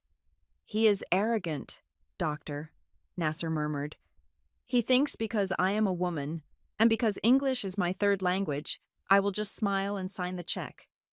He thinks he is the smartest person in the room, I said. Is he? She asked. I looked at her. Not tonight. Movement to my left caught my eye. A woman in a dark gray pantsuit had drifted toward our table. She didn't sit. She stood near the pillar, looking at her phone, appearing for all the world like a bored staffer checking emails. It was Renee Maddox. I knew who she was. She was the head of legal compliance for Ashford Enterprises. She was a ghost in her own right, always in the background of press photos, always carrying the briefcase, always looking tired. She took a half step closer to the table. She didn't look at us. She spoke to the air. He has the papers in his jacket pocket, Renee said softly. Her voice was barely audible over the music. He switched the pages 10 minutes ago. The version he showed your lawyers earlier is not the version he's going to ask you to sign. Doctor. Nasser didn't turn her head. Do you have proof? I have everything, Renee whispered. She was trembling slightly. I have the emails where he ordered the change. I have the recordings of him threatening the auditors. I have the records of the debts he is hiding. He is insolvent. The company is hollow. Why are you telling us? I asked, looking at the lawyer's profile. Because he told me yesterday that if this deal fails, I am the fall guy, Renee said. Her voice cracked. He's already built a paper trail to pin embezzlement on me. He's going to take me down to protect himself. I need out, but I can't just dump it. If I dump it, he controls the story, calls me a bitter employee, says I tampered with the records. You need someone who can vouch for what you're saying. Doctor, Nasser said, I need it to happen in public, Renee corrected. She turned toward me then, panic bright in her eyes. I need him to do it where everyone can see. I need him to be so obvious, so smug, that when I release the files, no one can twist themselves into defending him. I need him to expose himself.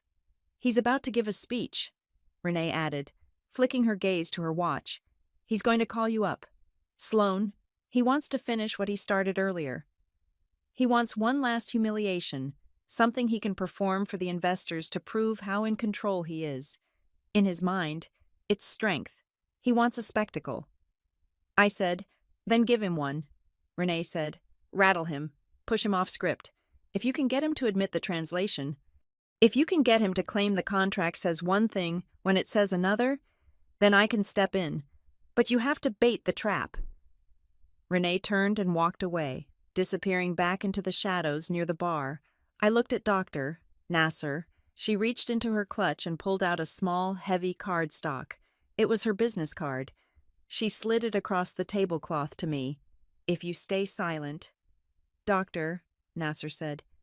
He signs the deal, he gets the money, he buries your family, he buries Renee, and he wins.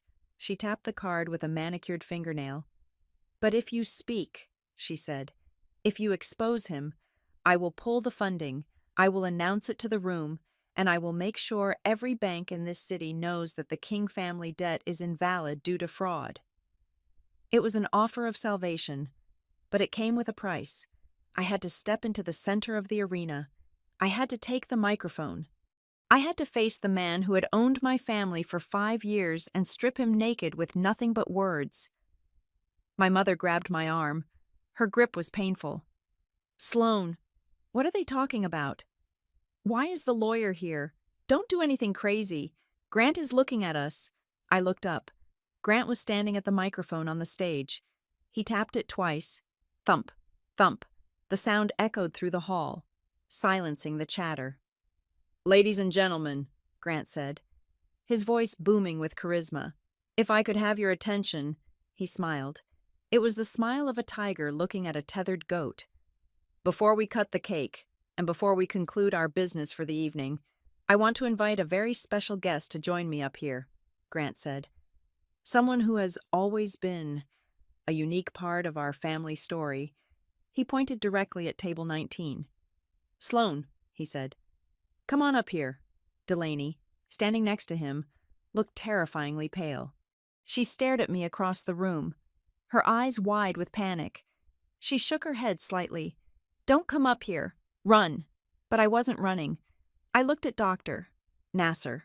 I gave her a single, sharp nod. It wasn't a request for permission. It was a signal. Lock the doors. I stood up. I smoothed the skirt of my beige dress. I picked up my clutch, feeling the weight of the notebook inside it, though I knew I wouldn't need it. Sloan, my mother whispered. What are you doing? I am going to work, Mom. I said. I walked away from the table. I walked past the kitchen doors.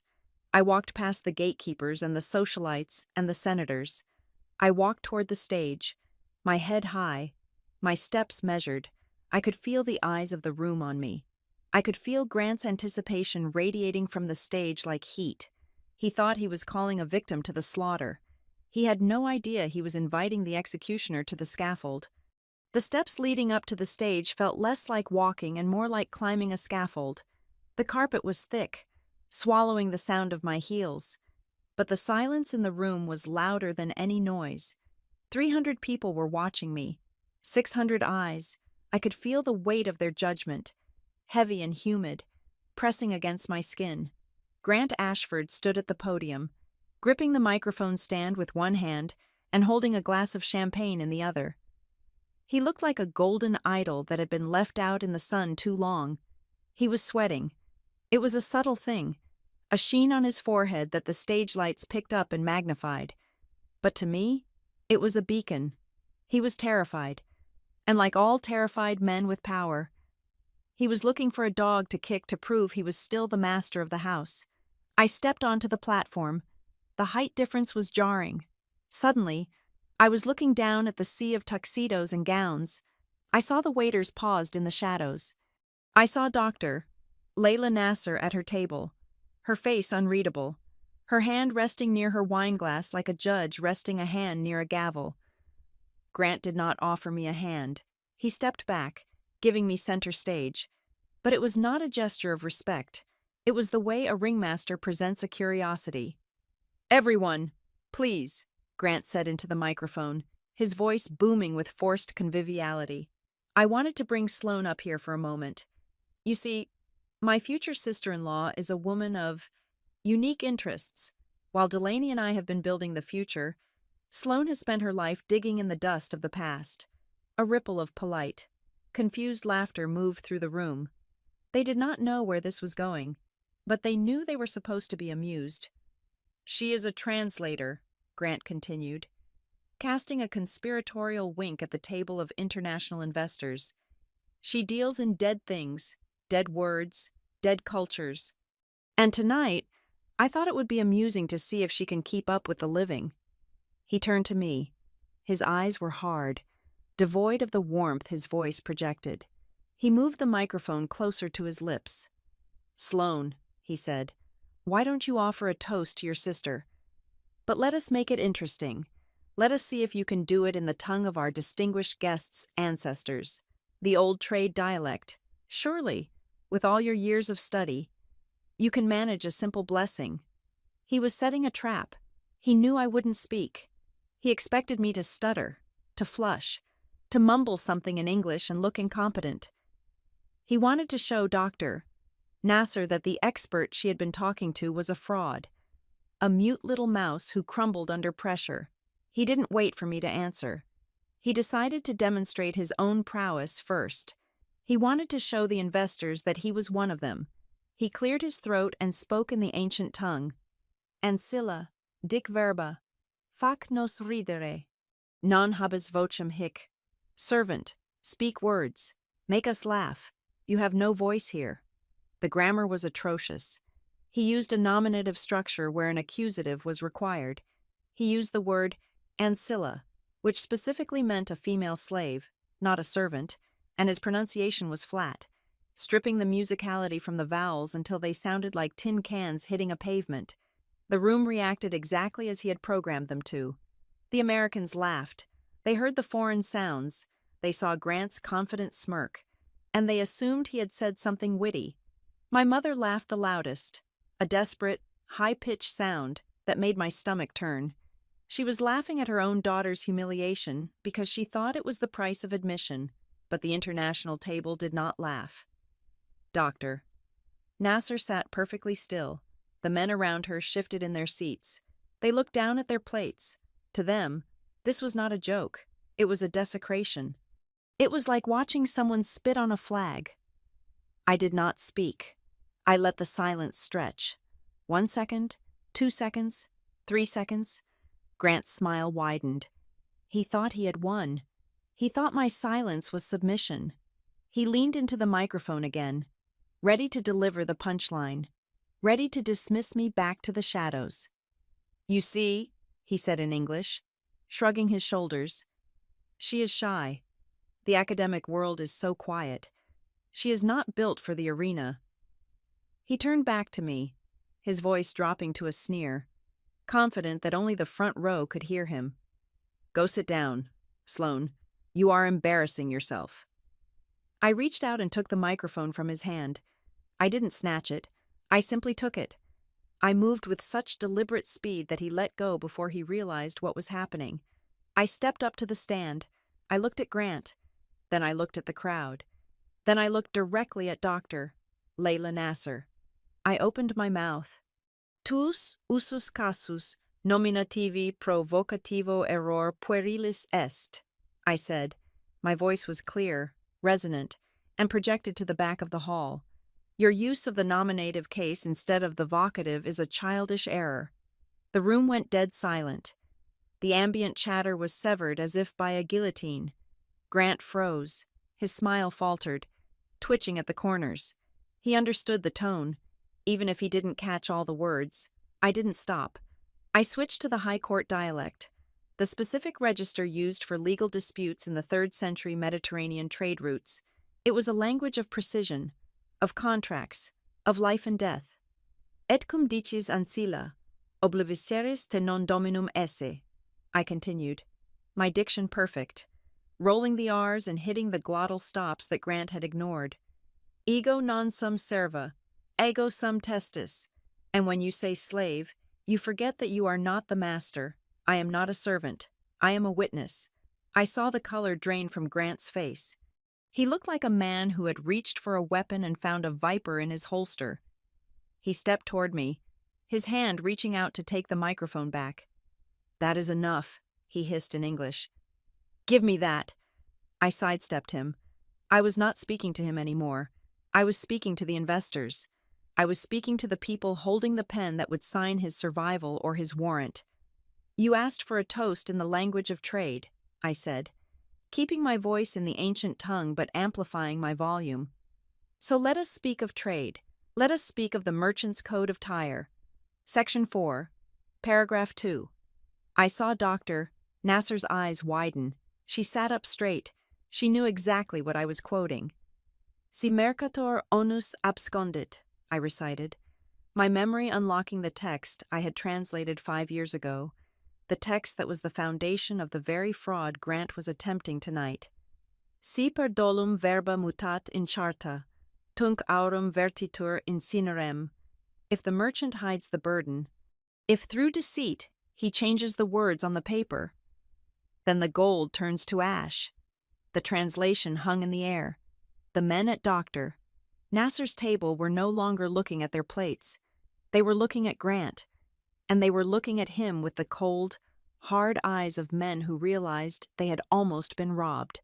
Grant understood. He didn't know the full text, but he knew enough.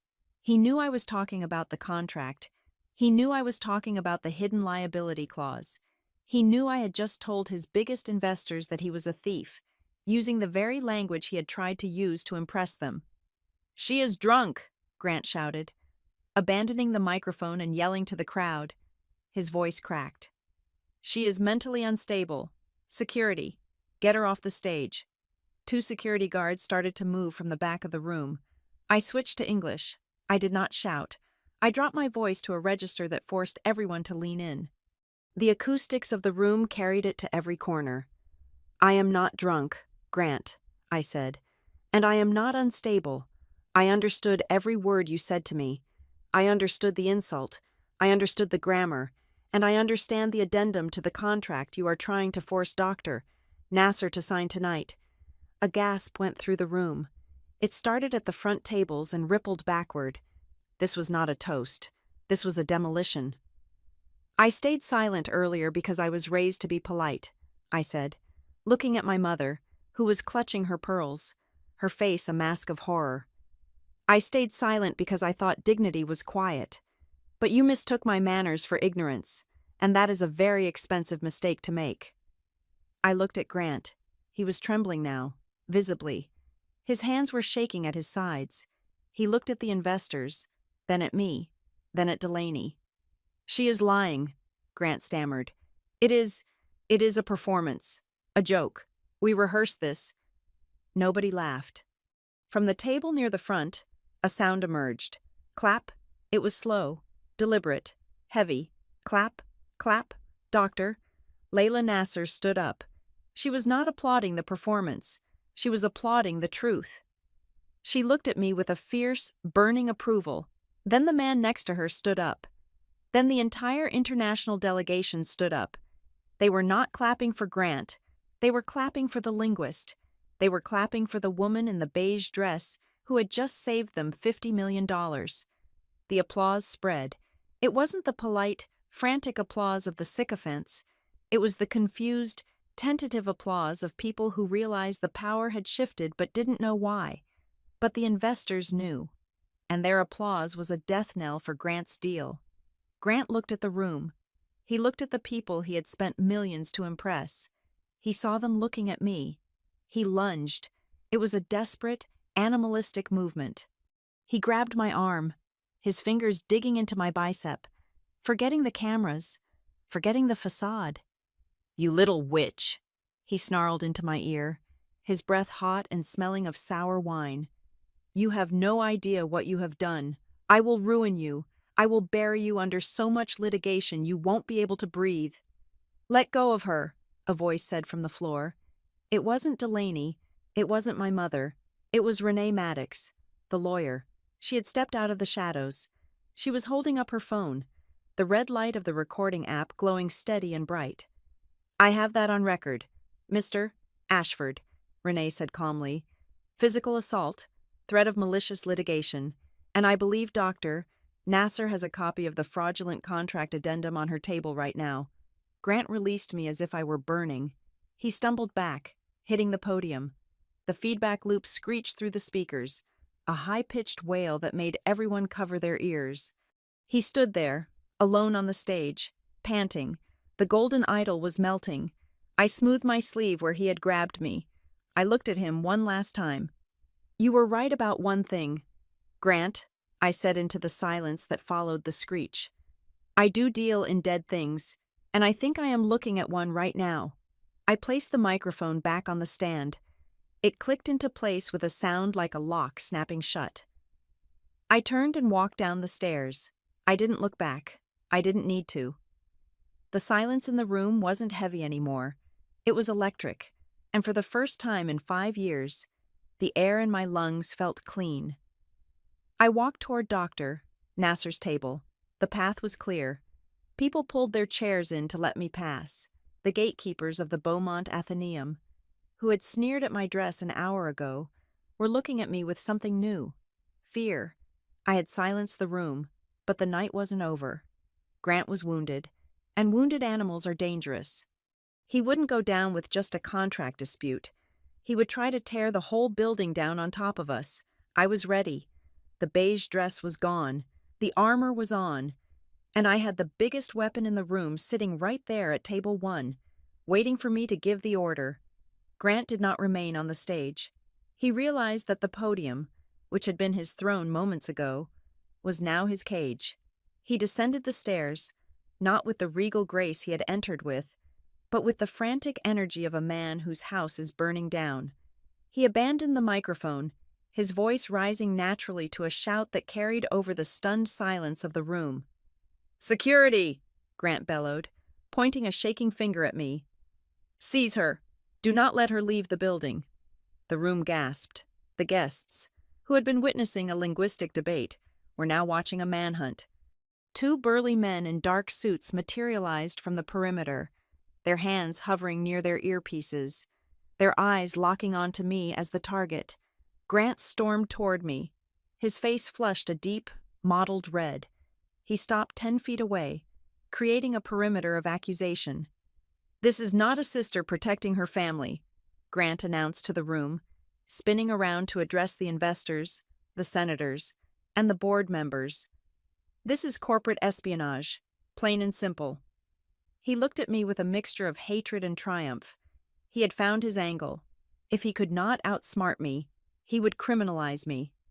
"She is a plant," Grant declared, his voice gaining confidence as he improvised the lie. "She has been working for a rival firm. We have suspected it for weeks. That is why she is here. That is why she was lurking in the service corridors. She is not a translator. She is a saboteur sent to tank this deal and devalue our stock." It was a ridiculous accusation, but in the high-stakes atmosphere of DRC, the word espionage was a magic spell. It turned confusion into suspicion instantly. People stepped back from me. The waiters froze. "He is right," a cold voice cut in. Edwin Ashford stepped forward, flanking his son. The older man's face was a mask of granite. He looked at me with eyes that were dead and calculating. He didn't care if the lie was true. He only cared that it was useful. "I saw her myself," Edwin said, addressing the room with the gravitas of a patriarch. "Earlier this evening, she was loitering near the service entrance, listening to private conversations. She was taking notes in a black book. I asked her what she wanted, and she was evasive. She clearly had an agenda. And she was asking the staff questions," Celeste Ashford added, gliding to her husband's side, her voice trembling with feigned victimization. "She was interrogating the waiters about our security protocols. I thought she was just being difficult, but now, oh, it makes so much sense. She wanted to ruin Delaney's night because she is being paid to do it." It was a masterclass in gaslighting. Within 30 seconds, they had rewritten reality. They had turned my concern into malice and my observation into surveillance. The security guards closed the distance. One of them, a man with a scar on his chin, reached for my elbow. "Ma'am, you need to come with us," he grunted.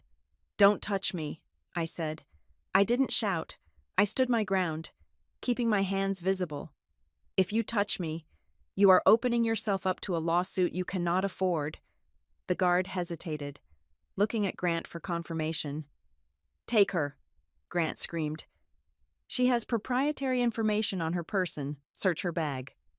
"Sloan, please." My mother threw herself at me. She grabbed my arm, her fingernails digging into my skin through the fabric of the beige dress. Her face was a ruin of running mascara and terror. "Just apologize," Janice begged, shaking me. "Tell them it was a joke. Tell them you didn't mean it. You are ruining everything. They are going to arrest you. Sloan. Do you understand? They will put you in prison. Mom, let go, I said, trying to pry her fingers off. He is lying. You know he is lying. It doesn't matter, she hissed, her voice dropping to a frantic whisper. Just fix it. Kneel down if you have to save the family. I looked at her. I looked at the woman who had birthed me, and I realized with a final, crushing clarity that she would happily watch me be handcuffed and dragged away if it meant she could keep her condo and her credit limit. She wasn't protecting me from the police. She was protecting herself from the truth. No, I said. I pulled my arm free with a sharp jerk. Janice stumbled back, looking at me as if I had struck her. Delaney, Grant shouted, turning his attention to the one person who hadn't moved. Tell them your sister has been jealous of us from the start. Tell them she has been trying to sabotage our happiness because she is a bitter, lonely failure. Delaney stood in the center of the chaos. She looked like a deer caught between two speeding trucks. Her eyes darted from Grant, who was demanding her soul, to me, who was demanding her courage. Delaney started. Her voice was a whisper. Speak up, Grant commanded.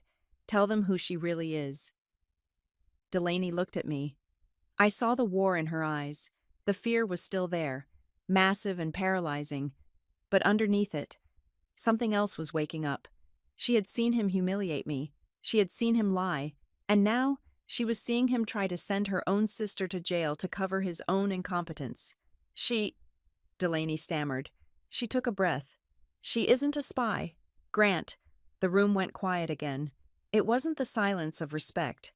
It was the silence of a bomb not going off when expected. Grant stared at her. What did you say? She isn't a spy, Delaney repeated, her voice shaking but audible. She is my sister, and she is a translator. She doesn't work for a competitor. She works for a translation bureau in Philadelphia. She barely leaves her apartment. You are hysterical, Grant snapped, cutting her off. You don't know what she does when you aren't looking. She has fooled you too. Delaney, that is how good she is. He turned back to me. Realizing he was losing control of the narrative again, he needed to crush me, and he needed to do it now. He stepped into my personal space. He was close enough that I could see the broken veins in his eyes. He lowered his voice, but in the acoustics of the ballroom, it carried like a hiss. You think you are clever, Grant said. You think because you know a few dead words you can walk into my world and dictate terms I will bury you. Sloan, I will make sure you never translate another sentence as long as you live. I will call every publisher, every agency, every academic board in this country. I will paint you as a lunatic and a thief. You will be unhireable. You will starve. He smiled, and it was the ugliest thing I had ever seen. I have more lawyers on retainer than you have dollars in your bank account, he whispered. I will drown you in legal fees. I will take your mother's apartment. I will leave you with nothing but the clothes on your back. Walk out now. Admit you lied, and maybe I will let you keep your dignity. It was the classic move, the rich man's checkmate, destruction by attrition. He didn't need to be right. He just needed to be richer. Is that a threat, Mr. Ashford? The voice came from the shadows near the bar. Renee Maddox stepped forward. She held her phone up high, the screen glowing. Because if it is, Renee continued, her voice steady and clear, I feel obligated to inform you that I have been recording this entire interaction for the last 5 minutes. I have the accusation of espionage. I have the instruction to security to detain a guest without cause. And I definitely have the threat to maliciously destroy Miss King's livelihood using corporate resources. Grant spun around. Renee, what are you doing? Put that phone away or you are fired. I am already fired. Grant, Renee said, walking closer until she stood next to me. Or I will be, as soon as I file the whistleblower complaint I drafted this morning. You can't fire a compliance officer for documenting non-compliance. It is against the law, and so is framing an innocent woman to cover up securities fraud. Grant looked like he had been punched in the gut.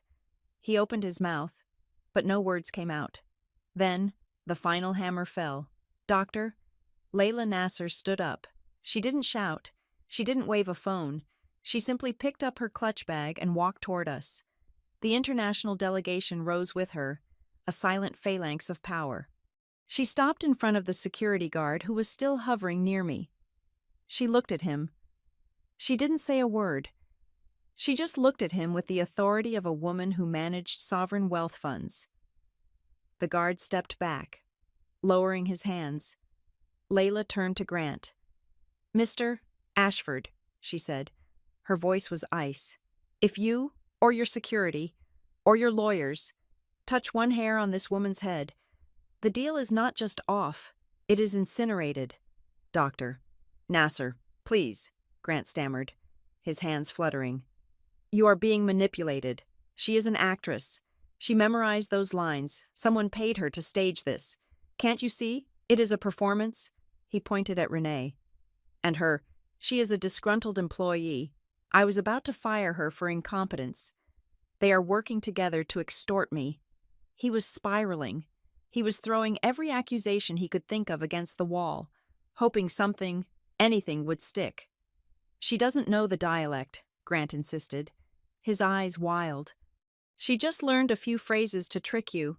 It is a parlor trick." I laughed. It was a short, dry sound. "A parlor trick," I repeated. I looked at Grant.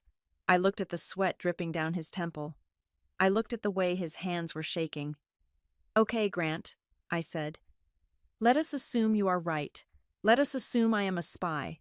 Let us assume I am a plant sent here to destroy you." I took a step forward. He took a step back. "If I am a spy," I asked, my voice ringing out clearly in the silent room, "and if the details of this financing deal are so secret, so sensitive, that you have to use a dead language to hide them." I paused. I let the question hang there. "Then why?"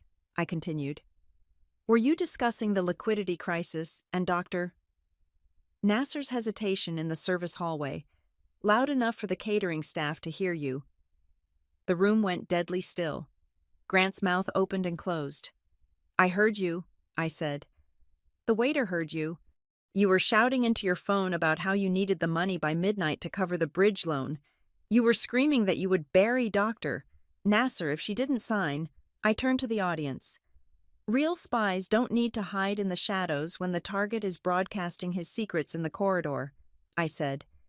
"He isn't afraid of espionage. Everyone, he is afraid of visibility. He is afraid that if you look closely enough, you will see that the emperor has no clothes, no money, and no honor." I looked back at Grant. "You aren't a victim, Grant," I said softly. "You are just loud." The silence that followed was total. It was the silence of a verdict being read. Grant Ashford looked around the room. He saw the faces of the senators, the investors, the partners. He saw the doubt. He saw the disgust. He saw the realization dawning on 300 people simultaneously he was a fraud. He looked at his father. Edwin Ashford turned his back on him. He looked at his mother. Celeste was staring at the floor. He looked at Delaney. Delaney was looking at me. And for the first time in 5 years, she wasn't looking at her shoes. She was standing straight. Grant had tried to frame me. He had tried to threaten me. But all he had done was hand me the microphone and turn up the volume. He had wanted to bury me. But he had forgotten the most important rule of digging a grave: make sure you aren't standing in it when the dirt comes down. The silence in the ballroom was not empty. It was heavy, filled with the crushing weight of realization. Grant Ashford stood alone in the center of the floor, stripped of his golden armor, looking frantically from face to face, searching for an ally who was no longer there. "Doctor." Layla Nasser did not give him time to recover. She reached into her leather portfolio and withdrew a single, crisp document. It was the addendum. The piece of paper that was supposed to save Grant's empire was about to become his death warrant. "Bring it here," Layla commanded. She did not shout, but her voice carried the authority of a woman who moved markets with a phone call. She placed the document on the white tablecloth of table 1, right next to the untouched centerpiece of white roses. "Sloan," Layla said. looking at me. Translate, line 4, the repayment clause. I walked over to the table. The crowd parted for me. I was no longer the invisible sister in the beige dress. I was the expert witness. I looked down at the document. It was written in the old trade dialect, the script elegant and deceptive. Grant lunged forward, his face pale. You cannot do this. That is proprietary information. That is a confidential draft. It is a fraud attempt, I said, my voice cutting through his panic. I placed my finger on the specific line of text. Right here, Clause 4. I looked up at the investors gathered around the table. In standard contract law, I explained, projecting my voice clearly, a borrower has an obligation to repay the principal in the event of a liquidity freeze. It is mandatory. It protects the lender. I tapped the paper. But Grant did not use the word obligatio, I said. He used the term arbitrium. A gasp went through the international delegation. They knew the word. In modern usage, arbitrium can mean judgment or decision, I continued. But in the specific high court commercial dialect of the 3rd century, which this contract mimics, arbitrium has a very specific legal definition. It means at the pleasure of, it turns a mandatory repayment into a discretionary option. I looked directly at Grant. He rewrote the contract so that if his company goes under, he does not have to pay you back a single dime unless he feels like it, I said. He made investor protection optional. He tried to steal $50 million by changing one word. Doctor. Nasser looked at the document. She looked at the word. She looked at Grant. It is true, she whispered. The realization was absolute. She pulled a fountain pen from her pocket, uncapped it, and drew a thick, black line through the signature block. The deal is dead, Layla announced, standing up, and my legal team is receiving a digital copy of this document as we speak. We are filing for attempted securities fraud in the morning. Grant staggered back as if he had been physically struck. Layla, wait, please. It is a misunderstanding. It is a typo. I can fix it. You cannot fix character, Layla said coldly. Then, the second blow landed. Edwin Ashford stepped forward. I expected him to defend his son. I expected him to rage against the injustice of it all. But Edwin was a businessman before he was a father, and he had just watched his son incinerate the family legacy. You idiot, Edwin hissed. The room went quiet. Father, Grant pleaded, reaching out. They are lying. You have to believe me. I believe the money, Edwin said, his voice dripping with venom. I believe the fact that you just cost this family its liquidity leverage. I do not care that you were cruel to the girl. I do not care that you are a bully. I care that you are incompetent. He looked at Grant with pure disgust. You tried to play a game you were not smart enough to win, Edwin said. And you did it in public. You have embarrassed the Ashford name. Get out of my sight. Grant looked destroyed. His father had not rejected him for being a monster. He had rejected him for being a failure. It was the only sin that mattered in their world. This isn't over, Grant screamed, spinning around, his eyes wild. I will sue you all. I will destroy you. Renee. Where is Renee? I want injunctions filed tonight. Renee Maddox stepped out from behind me. She placed a small USB drive on the table next to the ruined contract. I am right here. Grant, Renee said. Her voice was shaking, but her chin was high. And I am not filing any injunctions for you. I am filing my resignation. And this drive contains the unedited audio of you threatening to frame me for embezzlement, along with the emails where you ordered me to hide the debt. She looked at him with a mixture of pity and revulsion. If you try to come after Sloane, or her family, or me, Renee said, I will take the stand. I will play the tapes for the jury myself. Grant stood panting in the center of the room. He was surrounded. The investors had turned on him. His lawyer had turned on him. His father had turned on him.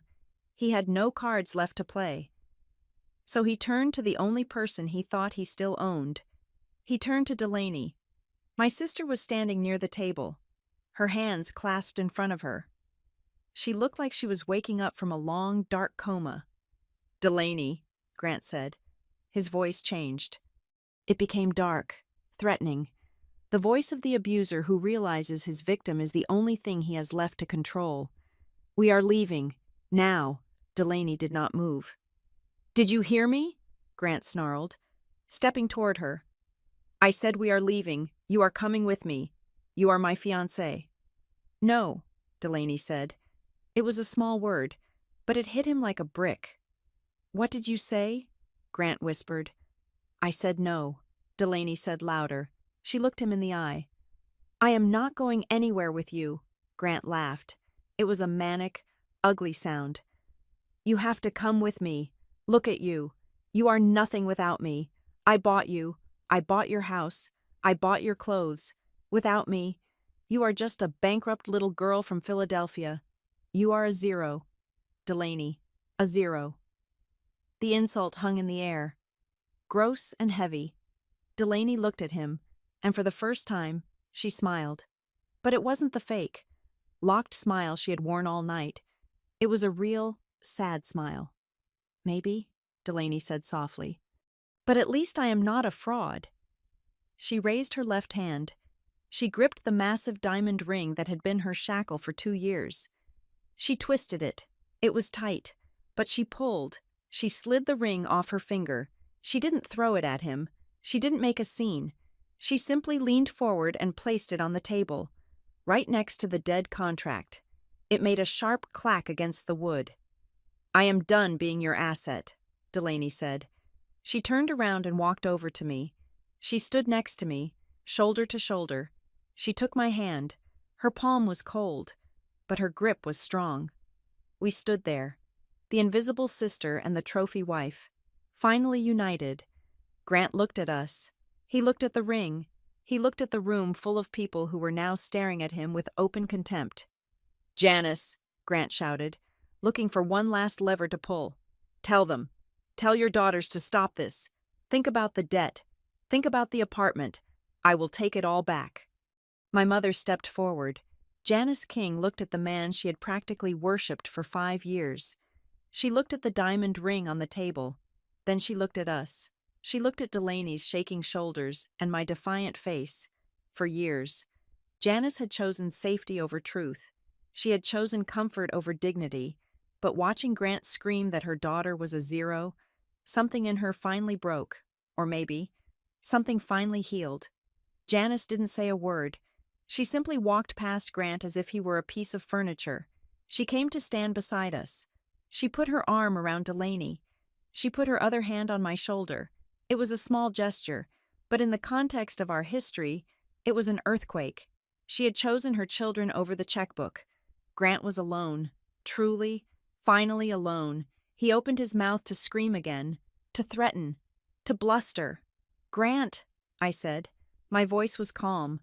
I didn't need to shout anymore. I didn't need the microphone.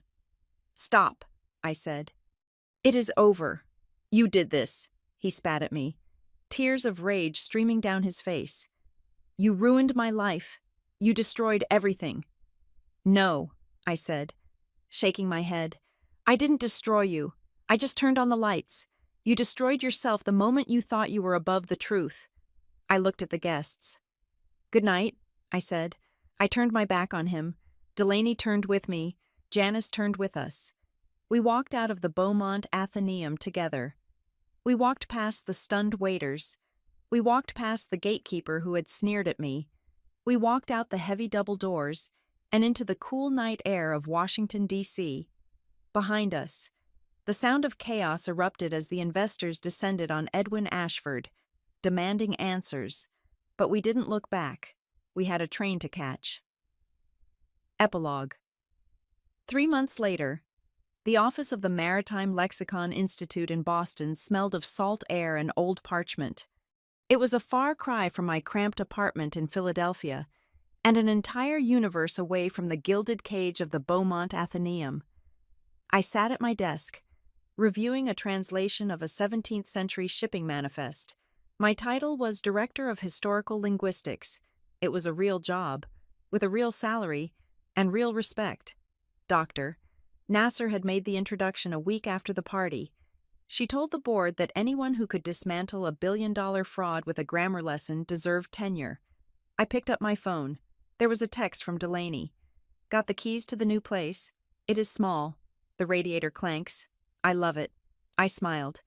Delaney was working as a junior event coordinator for a nonprofit. She was making $30,000 a year. She bought her own clothes at thrift stores. She had cut her hair short. She looked 10 years younger. The debt was gone. It hadn't been paid off with cash. It had been paid off with leverage. Renee Maddox had brokered the deal. We had agreed not to release the full audio recordings of Grant's threats to the press, and in exchange, the Ashford family had forgiven the $4 million debt in its entirety. They called it a severance package. We called it freedom. Edwin Ashford had wanted to fight, but the threat of a public trial that would expose his son's incompetence to the global market was too high a price. He signed the release papers with a pen that probably cost more than my car. Grant Ashford had vanished from the social scene. The deal with Dr. Nasser's fund had collapsed publicly. His company's stock had plummeted 40% in one day. He was forced out as CEO by his own father.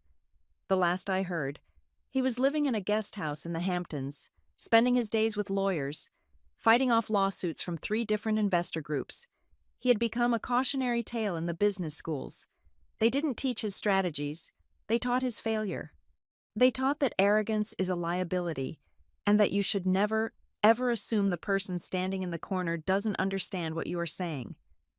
I put down the phone and looked out the window at the harbor. The water was gray and choppy, but the sun was breaking through the clouds. I wasn't invisible anymore.